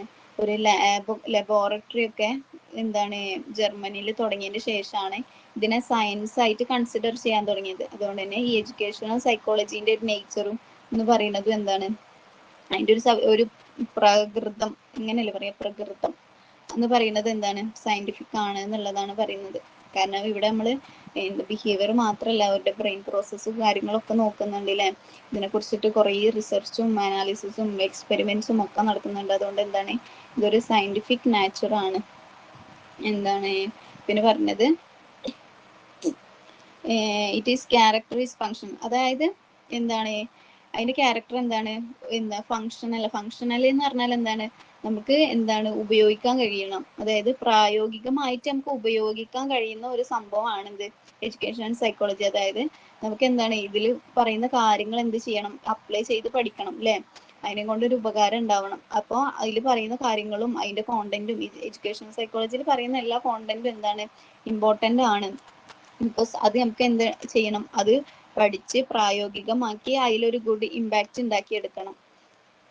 പിന്നെ പറഞ്ഞത് ഇറ്റ് ഈസ് അപ്ലൈഡ് സൈക്കോളജി. അത് എന്തുകൊണ്ട് അപ്ലൈഡ് സൈക്കോളജി എന്ന് പറഞ്ഞത്, നമ്മൾ പറഞ്ഞു ഇതിൽ കുറേ സൈക്കോളജിക്കൽ ആയിട്ടുള്ള പ്രിൻസിപ്പിൾസ് നമ്മൾ എന്താണ് അപ്ലൈ ചെയ്യുന്നുണ്ട്. ജസ്റ്റ് ഒരു എന്താണ് ബിഹേവിയറിനെ അനലൈസ് ചെയ്യുക, അതിന് കുറേ റൂൾസ് കൊടുക്കുക, അങ്ങനെ ചെയ്യണം ഇങ്ങനെ ചെയ്യണം അങ്ങനെയുള്ള ഒരു കാര്യം മാത്രമല്ല ഇവിടെ പറയുന്നത്. ഇതിൽ കുറേ എന്താണ് ഇപ്പോഴും കുറേ റിസർച്ചും കാര്യങ്ങളൊക്കെ നടക്കുന്ന ഒരു ഏരിയ ആണ് എന്ത്, എഡ്യൂക്കേഷൻ സൈക്കോളജി. അപ്പോൾ ഇതിനൊരു അപ്ലൈഡ് സൈക്കോളജി ആയിട്ട് പറയുന്നത് തന്നെ എന്തുകൊണ്ടാണ്, ആ ബിഹേവിയറിന് വേണ്ടിയിട്ടുള്ള എന്താണ്, ആ ബിഹേവിയറിനെ മോഡിഫൈ ചെയ്യാൻ അവിടെ നമ്മൾ എന്ത് ചെയ്യുന്നുണ്ട്, കുറേ ആപ്ലിക്കേഷൻസ് അതായത് കുറേ സൈക്കോളജിക്കൽ ആയിട്ടുള്ള ട്രിക്സും മെത്തേഡ്സും പ്രിൻസിപ്പിൾസും നമ്മൾ അപ്ലൈ ചെയ്യുന്നുണ്ട്. പിന്നെ പറഞ്ഞത് concern with value of, it is mainly concern with value of education. അതായത് എന്താണ് ഈ എഡ്യൂക്കേഷൻ സെറ്റിങ്സിലാണല്ലോ നമ്മൾ ഈ ഒരു സൈക്കോളജിനെ ഉപയോഗിക്കുന്നത്. അതുകൊണ്ട് തന്നെ ഈ എന്താണ് ഇതിന്റെ വാല്യൂ എന്ന് പറയുന്നത് എന്താണ്, നമ്മൾ എഡ്യൂക്കേറ്റ് ചെയ്യുന്നതിലൂടെ ഒരു ഇമ്പാക്റ്റ് ഉണ്ടാക്കി എടുക്കുക എന്നുള്ളതാണ് എഡ്യൂക്കേഷൻ സൈക്കോളജിന്റെ മെയിൻ എയിം. അത് ജസ്റ്റ് ഒരു കുറേ ഒരു റൂൾസ് പറഞ്ഞു കൊടുക്കുക, കുറേ ഒരു നോംസ് എന്ന് പറഞ്ഞാൽ എന്താണ്, കുറേ റൂൾസ് നമ്മൾ പറയും ഇങ്ങനെ അങ്ങനെ ചെയ്യണം ഇങ്ങനെ ചെയ്യണം, ഇങ്ങനെ ഫോളോ ചെയ്യാൻ പറ്റുള്ളൂ, എന്നാലേ ഇങ്ങനെ നടക്കുള്ളൂ, അങ്ങനത്തെ കാര്യങ്ങൾ മാത്രമല്ല പറയുന്നത്. ഇത് നമ്മൾ കൊടുക്കുന്ന ഓരോ ഇൻഫോർമേഷൻ്റെയും വാല്യൂ കൂടെ നമ്മൾ നോക്കണം. കാരണം നമ്മൾ കുറേ കാര്യങ്ങൾ പറഞ്ഞു കൊടുത്തിട്ട് കാര്യമില്ല, അത് അവരിൽ എങ്ങനെയൊക്കെ എഫക്റ്റ് ചെയ്യുന്നു, അതിനൊരു വാല്യൂ അവിടെ ഉണ്ടാക്കിയെടുക്കുന്നുണ്ടോ എന്നുള്ള കാര്യങ്ങളും നമ്മളിവിടെ മെയിൻ കൺസേൺ നമ്മളവിടെ ചിന്തിക്കേണ്ട ഒരു കാര്യമാണ് എന്നുള്ളതാണ് പറയുന്നത്. അല്ലാതെ കുറേ റൂൾസ് പറഞ്ഞു കൊടുക്കുക, ഇങ്ങനെ ചെയ്യാൻ പാടുള്ളൂ, ഈ ഒരു സൊസൈറ്റിയിൽ ഇങ്ങനെ തന്നെ ചെയ്യണം, അങ്ങനത്തെ കാര്യങ്ങൾ പറഞ്ഞു കൊടുത്തിട്ട് കാര്യമില്ല. കാരണം ആ ഒരു ഏജിൽ അവർക്ക് അവര് ഇംപ്രൂവ് ചെയ്യുന്ന, അവർക്കൊരു വാല്യൂ തോന്നുന്ന എന്ത് കൈൻഡ് ഓഫ് എഡ്യൂക്കേഷൻ ആണോ അവർക്ക് വേണ്ടത്, അതിലൂടെ തന്നെ നമ്മൾ അത് പ്രൊവൈഡ് ചെയ്യണം. പിന്നെ പറയുന്നത് educational psychology is A growing science. അത് ഞാൻ പറഞ്ഞല്ലോ എന്താണ് ഇപ്പോഴും റിസർച്ചും കാര്യങ്ങളും ഡെവലപ്മെന്റ്സും എന്താണ്. സൈക്കോളജി എന്ന് പറഞ്ഞാൽ നമുക്ക് ബാക്കിയുള്ള ഒരു സയൻസ് പോലെ കറക്റ്റ് ഒരു ഇക്വേഷൻ കൊടുത്തിട്ടോ എന്താണ് ഒരു കെമിക്കൽ റിയാക്ഷൻ കൊടുത്തിട്ടോ ഉള്ള ഒരു സംഭവമല്ല. മൈൻഡിനെ കുറിച്ചിട്ടാണ് പഠിക്കുന്നത്. അത് ഓരോ ടൈമിലും എന്താണ് അതിൽ ഓരോ ഡിഫറൻസ് വരും, ബിഹേവിയറിൽ ഡിഫറൻസ് വരും. നമ്മളുടെ എല്ലാവരും ബിഹേവിയർ ഒരേപോലെ ആണെന്ന് പറയാൻ പറ്റില്ല. അപ്പോൾ ഇപ്പോഴും ഇതിലെന്ത് നടന്നുകൊണ്ടിരിക്കുന്നുണ്ട്, ഒരുപാട് സ്റ്റഡീസും എന്താണ് ഡെവലപ്മെന്റ്സും മറ്റേ ലബോറട്ടറിക്കലി ഒക്കെ ഒരുപാട് സയന്റിഫിക് ആയിട്ടുള്ള കാര്യങ്ങളും റിസർച്ചുകളും എന്താ നമ്മളിപ്പോൾ PGക്ക് പഠിക്കുമ്പോൾ തന്നെ നമ്മൾ എന്താണ് ഇപ്പോൾ ഒരുപാട് റിസർച്ചുകൾ നമ്മൾ ഈ സൈക്കോളജി റിലേറ്റഡ്, ഇപ്പം ഞാൻ എടുത്തിരുന്നത് കോളേജ് സ്റ്റുഡൻറ്റിലുള്ള ഒരു ആപ്റ്റിറ്റ്യൂഡിനെ കുറിച്ചിട്ടൊക്കെയായിരുന്നു, ആസ്പിറേഷനെ കുറിച്ചിട്ടൊക്കെയായിരുന്നു. അപ്പോൾ എന്താണ് നമ്മൾ ആ ഒരു സംഭവം നോക്കുമ്പോൾ നമുക്ക് അതിന് കുറേ കാര്യങ്ങൾ മനസ്സിലാവും. ഒരു 200 സ്റ്റുഡൻസിന് എടുത്തിട്ട് ഞാൻ ചെയ്തൊരു എന്താണ് പ്രോജക്റ്റ് ആയിരുന്നത്. അപ്പോൾ ഇത് പറയുന്നത് എന്താ വെച്ചാൽ നമുക്ക് ഓരോ സംഭവങ്ങൾ പഠിക്കുമ്പോഴും അതിലുള്ള മാറ്റങ്ങൾ മനസ്സിലായോണ്ടിരിക്കും. അതേപോലെ എഡ്യൂക്കേഷണൽ സൈക്കോളജിയിലും ഒരുപാട് റിസർച്ചുകളും സയന്റിഫിക് ആയിട്ടുള്ള കാര്യങ്ങളൊക്കെ നടന്നുകൊണ്ടിരിക്കുന്നുണ്ട്. അപ്പോൾ ഇതിനെന്ത് പറയുന്നത്, ഇത് ഇപ്പോഴും വളർന്നുകൊണ്ടിരിക്കുന്ന ഒരു സംഭവമാണെന്ന് പറയുന്നത്. ഓക്കെ, ഇത്രയും കാര്യങ്ങളാണ് ജസ്റ്റ് നമുക്ക് അതിൽ ഇങ്ങനെ പറഞ്ഞു പോവാനുള്ളത്. നിങ്ങൾക്ക് ഓക്കെ ആണോ? 12 പോയിന്റ്സ് നേച്ചർ ചോദിച്ചാൽ ഈ 12 പോയിന്റ്സ്.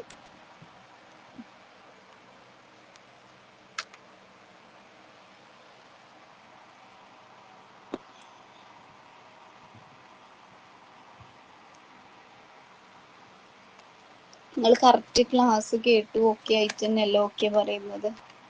നമ്മളിപ്പോൾ നോട്ടും ഇന്നത്തെ ഗ്രൂപ്പിൽ ഇട്ടിട്ടുണ്ട്. നമുക്ക് ഇത്ര കാര്യങ്ങളാണ് ഇപ്പോൾ തൽക്കാലം ഡിസ്കസ് ചെയ്യാനുള്ളത് ഇന്നത്തെ ക്ലാസ്സിൽ.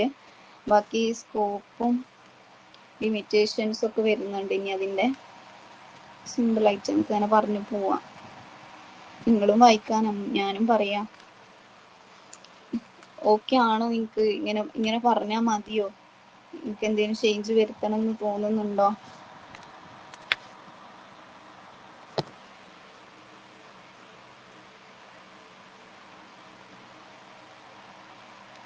എന്താ തോന്നുന്നേ? എന്തെങ്കിലും അഭിപ്രായങ്ങളുണ്ടോ, പ്രശ്നങ്ങളുണ്ടോ? ഓക്കെ ആണ്. അപ്പോൾ അടുത്ത ക്ലാസ്സിൽ ഈ 12 പോയിന്റും നിങ്ങൾ പഠിച്ചു വരും എന്ന് ഞാൻ വിശ്വസിക്കുന്നു. ഞാൻ ഇവിടുന്ന് ചോദിച്ചാലും നിങ്ങൾ ചറപ്പറ പറയും. മാം ഇടയ്ക്ക് എക്സാം വെച്ചോ ഓരോ ലെസൺ കഴിയുമ്പോൾ, അപ്പം കുറച്ചും കൂടി ഈസി ആയിരിക്കും. പിന്നെ ഞാൻ ഇന്നലെ വിളിച്ചു മറ്റേ മാമിനും സാറിനൊക്കെ മെസ്സേജ് അയച്ചു ഞാൻ. അപ്പോൾ ഞാൻ ആദ്യത്തെ മൊഡ്യൂൾ കഴിഞ്ഞപ്പോൾ ചോദിച്ചപ്പോൾ സാർ പറഞ്ഞു 2 മൊഡ്യൂളും കൂടി കഴിഞ്ഞിട്ട് നമുക്ക് ശരിയാക്കാന്നൊക്കെ പറഞ്ഞു. പിന്നെ അടുത്ത് തന്നെ എന്തോ സ്റ്റാഫ് മീറ്റിംഗ് വെച്ചിട്ട് അതിൽ കൂടുതൽ കാര്യങ്ങൾ ഡിസ്കസ് ചെയ്യാൻ. ഞാൻ ഇന്നലെ മറ്റേ ശൈല മിസ്സില്ലേ മൂപ്പർക്ക് വിളിച്ചീനു അപ്പം പറഞ്ഞു ഞാൻ നിങ്ങൾക്ക് ഇനി എങ്ങനെയാണ് എടുക്കേണ്ടത്, നിങ്ങൾക്ക് ഓക്കെ ആണോ എൻ്റെ ടീച്ചിങ് മെത്തേഡ് മാറ്റണം. കാരണം ഞാൻ ഫുള്ള് ഈ ഒരു സൈക്കോളജി ബാക്ക്ഗ്രൗണ്ടിലാണ് എടുത്തിട്ടുള്ളത്. അപ്പം ഞാനിങ്ങനെ കേസായിട്ടും കാര്യങ്ങളായിട്ടും ഇങ്ങനെ എക്സ്പ്ലെയിൻ ചെയ്ത് പോകും. അതേപോലെ പിന്നെ നമുക്ക് കൗൺസിലിംഗ് എടുക്കുമ്പോൾ നമ്മൾ ജസ്റ്റ് എന്താണ് കൂടുതൽ സംസാരിക്കുക, അവിടെ ക്ലൈൻ്റ് ആയിരിക്കും ഓരോ കാര്യങ്ങൾ. അപ്പോൾ നമ്മൾ ഇങ്ങനെ ലിസൺ ചെയ്തിരിക്കണമല്ലേ. പിന്നെ ലാസ്റ്റാണ് നമ്മൾ തെറാപ്പി മെഡിറ്റേഷൻ പോലുള്ള കാര്യങ്ങളൊക്കെ വേണമെന്നുണ്ടെങ്കിൽ സജസ്റ്റ് ചെയ്യാം. അപ്പോൾ അങ്ങനത്തെ ഒരു സെറ്റിങ്സ് ഞാൻ നിങ്ങൾക്ക് പക്കാന്ന് എനിക്ക് കാര്യങ്ങൾ എക്സ്പ്ലെയിൻ ചെയ്ത് പറഞ്ഞു തരേണ്ട ഒരു ഇതൊക്കെ എത്തിക്കുകയാണല്ലോ. അപ്പോൾ എന്താണ് നിങ്ങൾക്ക് അതെങ്ങനെ എത്രത്തോളം എഫക്റ്റീവ് ആവും എന്നുള്ളതിനെ കുറിച്ചിട്ട് എനിക്കൊരു എന്തൊക്കെ ഒരു കൺസേൺ. മുനീറ ഓക്കെ ആയിട്ടുള്ളവരുണ്ടാവും. അതേപോലെ ഇപ്പോൾ ഇംഗ്ലീഷ് കുറെ ഗ്യാപ്പൊക്കെ എടുത്ത് വന്നുകൊണ്ട് നമുക്ക് അങ്ങനെ ആ ഒരു ഗ്യാപ്പ് വന്നാൽ ഭയങ്കര പ്രശ്നം എന്താ അറിയോ. ഞാൻ തന്നെ ഇപ്പോൾ എന്താണ് ഇതിന്ന് ഒരു ഗ്യാപ്പ് എടുത്ത് പോയപ്പോൾ എനിക്ക് പല തിയറീസും പല കോൺസെപ്റ്റുകളും അറിയുന്നില്ലടാ. ഞാൻ മറ്റേ എന്താണ് എനിക്ക് നെറ്റ് കോച്ചിങ്ങിൻ്റെ ഒരു ട്രെയിനിങ്, ഞാൻ ഇപ്പോൾ നെറ്റ് കോച്ചിങ് എടുക്കുന്നുണ്ട്. അപ്പോൾ ഞാൻ ഇപ്പോൾ 1 വർഷത്തോളമായിട്ട് ഇങ്ങനെ 1 വർഷം ഞാൻ ഗ്യാപ്പ് എടുത്തിട്ടില്ല, എന്നാലും എന്താണ് ചെറിയൊരു ടച്ച് വിട്ടിങ്ങനെ. ഞാൻ കാര്യം എല്ലാ ഒരു ടെക്സ്റ്റ് ബുക്കുകളും സൈക്കോളജിക്കലി റിലേറ്റഡ് ആയിട്ടുള്ള ഓരോ ബുക്കുകൾ ഇപ്പോൾ നിങ്ങളുടെ ഈ എഡ്യൂക്കേഷണൽ സൈക്കോളജി എന്ന് പറഞ്ഞിട്ട് ഒരു ടെക്സ്റ്റ് ബുക്ക് ഉണ്ട്, അത് ഇരുന്ന് വായിക്കും ഇങ്ങനത്തെ കാര്യങ്ങൾ വരുമ്പോൾ. അതുവരെ ഡെവലപ്മെന്റൽ സൈക്കോളജി എന്ന് പറഞ്ഞിട്ട് അങ്ങനത്തെ സംഭവങ്ങളുണ്ട്. അതിൻ്റെയൊക്കെ ടെക്സ്റ്റ് ബുക്ക് ഞാൻ ലീവ് വയ്ക്കും. ടെക്സ്റ്റ് ബുക്കുകൾ ഞാൻ എന്താക്കും നോക്കിയെടുത്ത് വായിക്കും. അപ്പം എനിക്ക് എന്താണ് ഇങ്ങനെ വായിച്ച് ഇങ്ങനെ ശീലമായതുകൊണ്ട് ജസ്റ്റ് ഇങ്ങനെ പിന്നെ കേൾക്കുമ്പോ എനിക്കൊന്നും അറിയാത്തപ്പോ നമുക്കൊരു ടെൻഷൻ വരില്ലേ, ആ ഒരു സംഭവം വന്നിരുന്നു. അങ്ങനെ അപ്പൊ എനിക്കറിയാം, എനിക്കൊരു ഗ്യാപ്പ് ഒക്കെ വന്ന ആൾക്കാരാണെങ്കിൽ ഇങ്ങനെ വായിച്ച് മനസ്സിലാക്കിയിട്ട് പോവാൻ കുറച്ച് ബുദ്ധിമുട്ടുണ്ടാവും എന്നുള്ളത്. എന്താണ് പ്രശ്നങ്ങൾ തോന്നുന്നുണ്ടെങ്കിൽ നമുക്ക് പറയാട്ടോ. അടുത്ത ക്ലാസ്സിൽ പ്രശ്നം തോന്നുന്നുണ്ടെങ്കിൽ അടുത്ത ക്ലാസ്സിൽ പറയാം. ഇപ്പത്തിൽ പ്രശ്നം തോന്നുന്നുണ്ടെങ്കിൽ ഇത് പേഴ്സണലി മെസ്സേജ് അയക്കാം.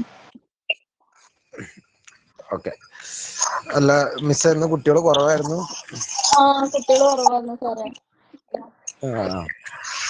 ഓക്കെ, ശരി.